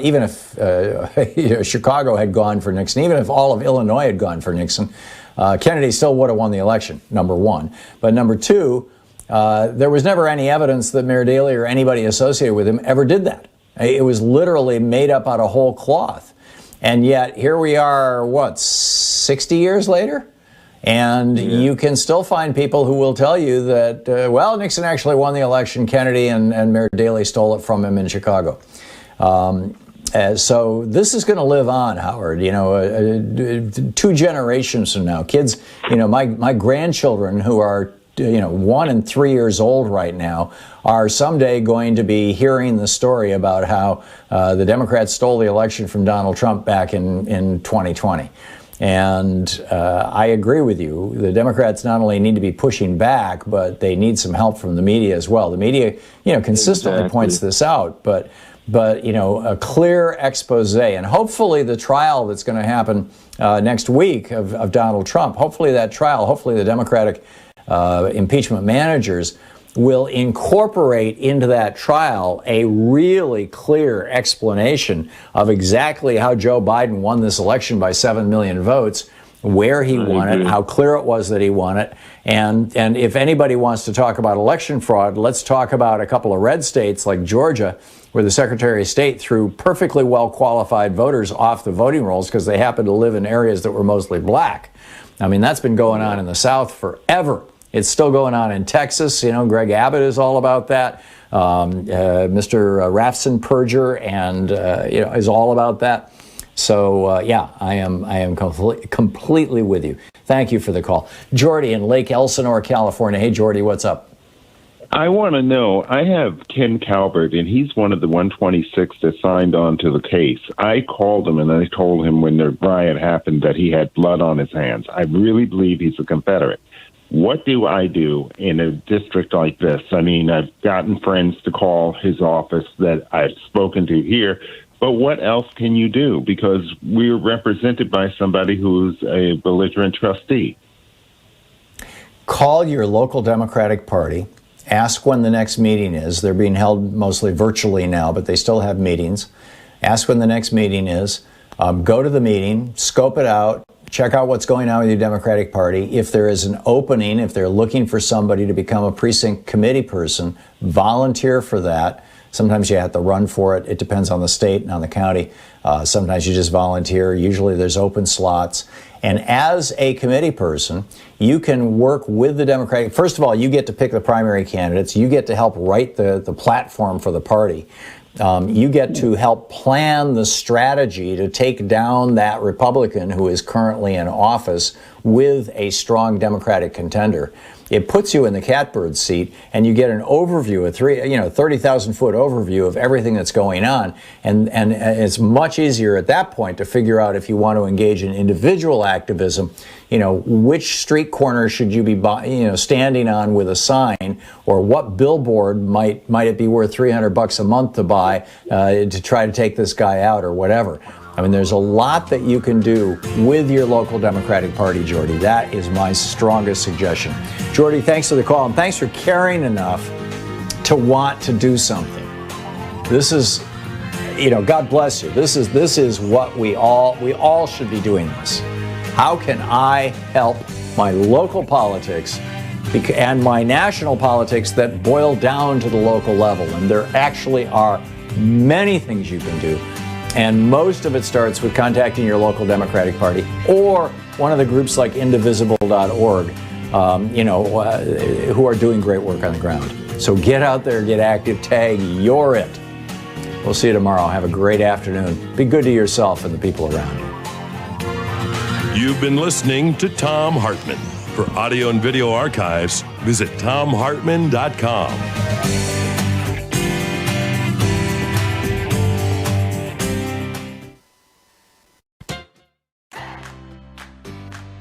These companies support the Thom Hartmann Program. They are CB Distillery, CBD for sleeping. More info at cbdistillery.com, code TOM. The Clean Phone Pro, phone sanitizer and charger. More info at thenewdealshop.com. Plexiderm, real science, real results. More info at plexiderm.com, code TOM.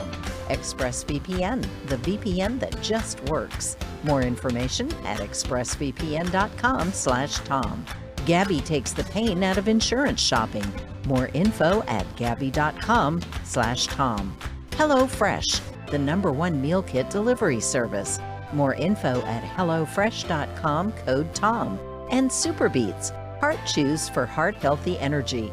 More info at superbeatsradio.com/Tom.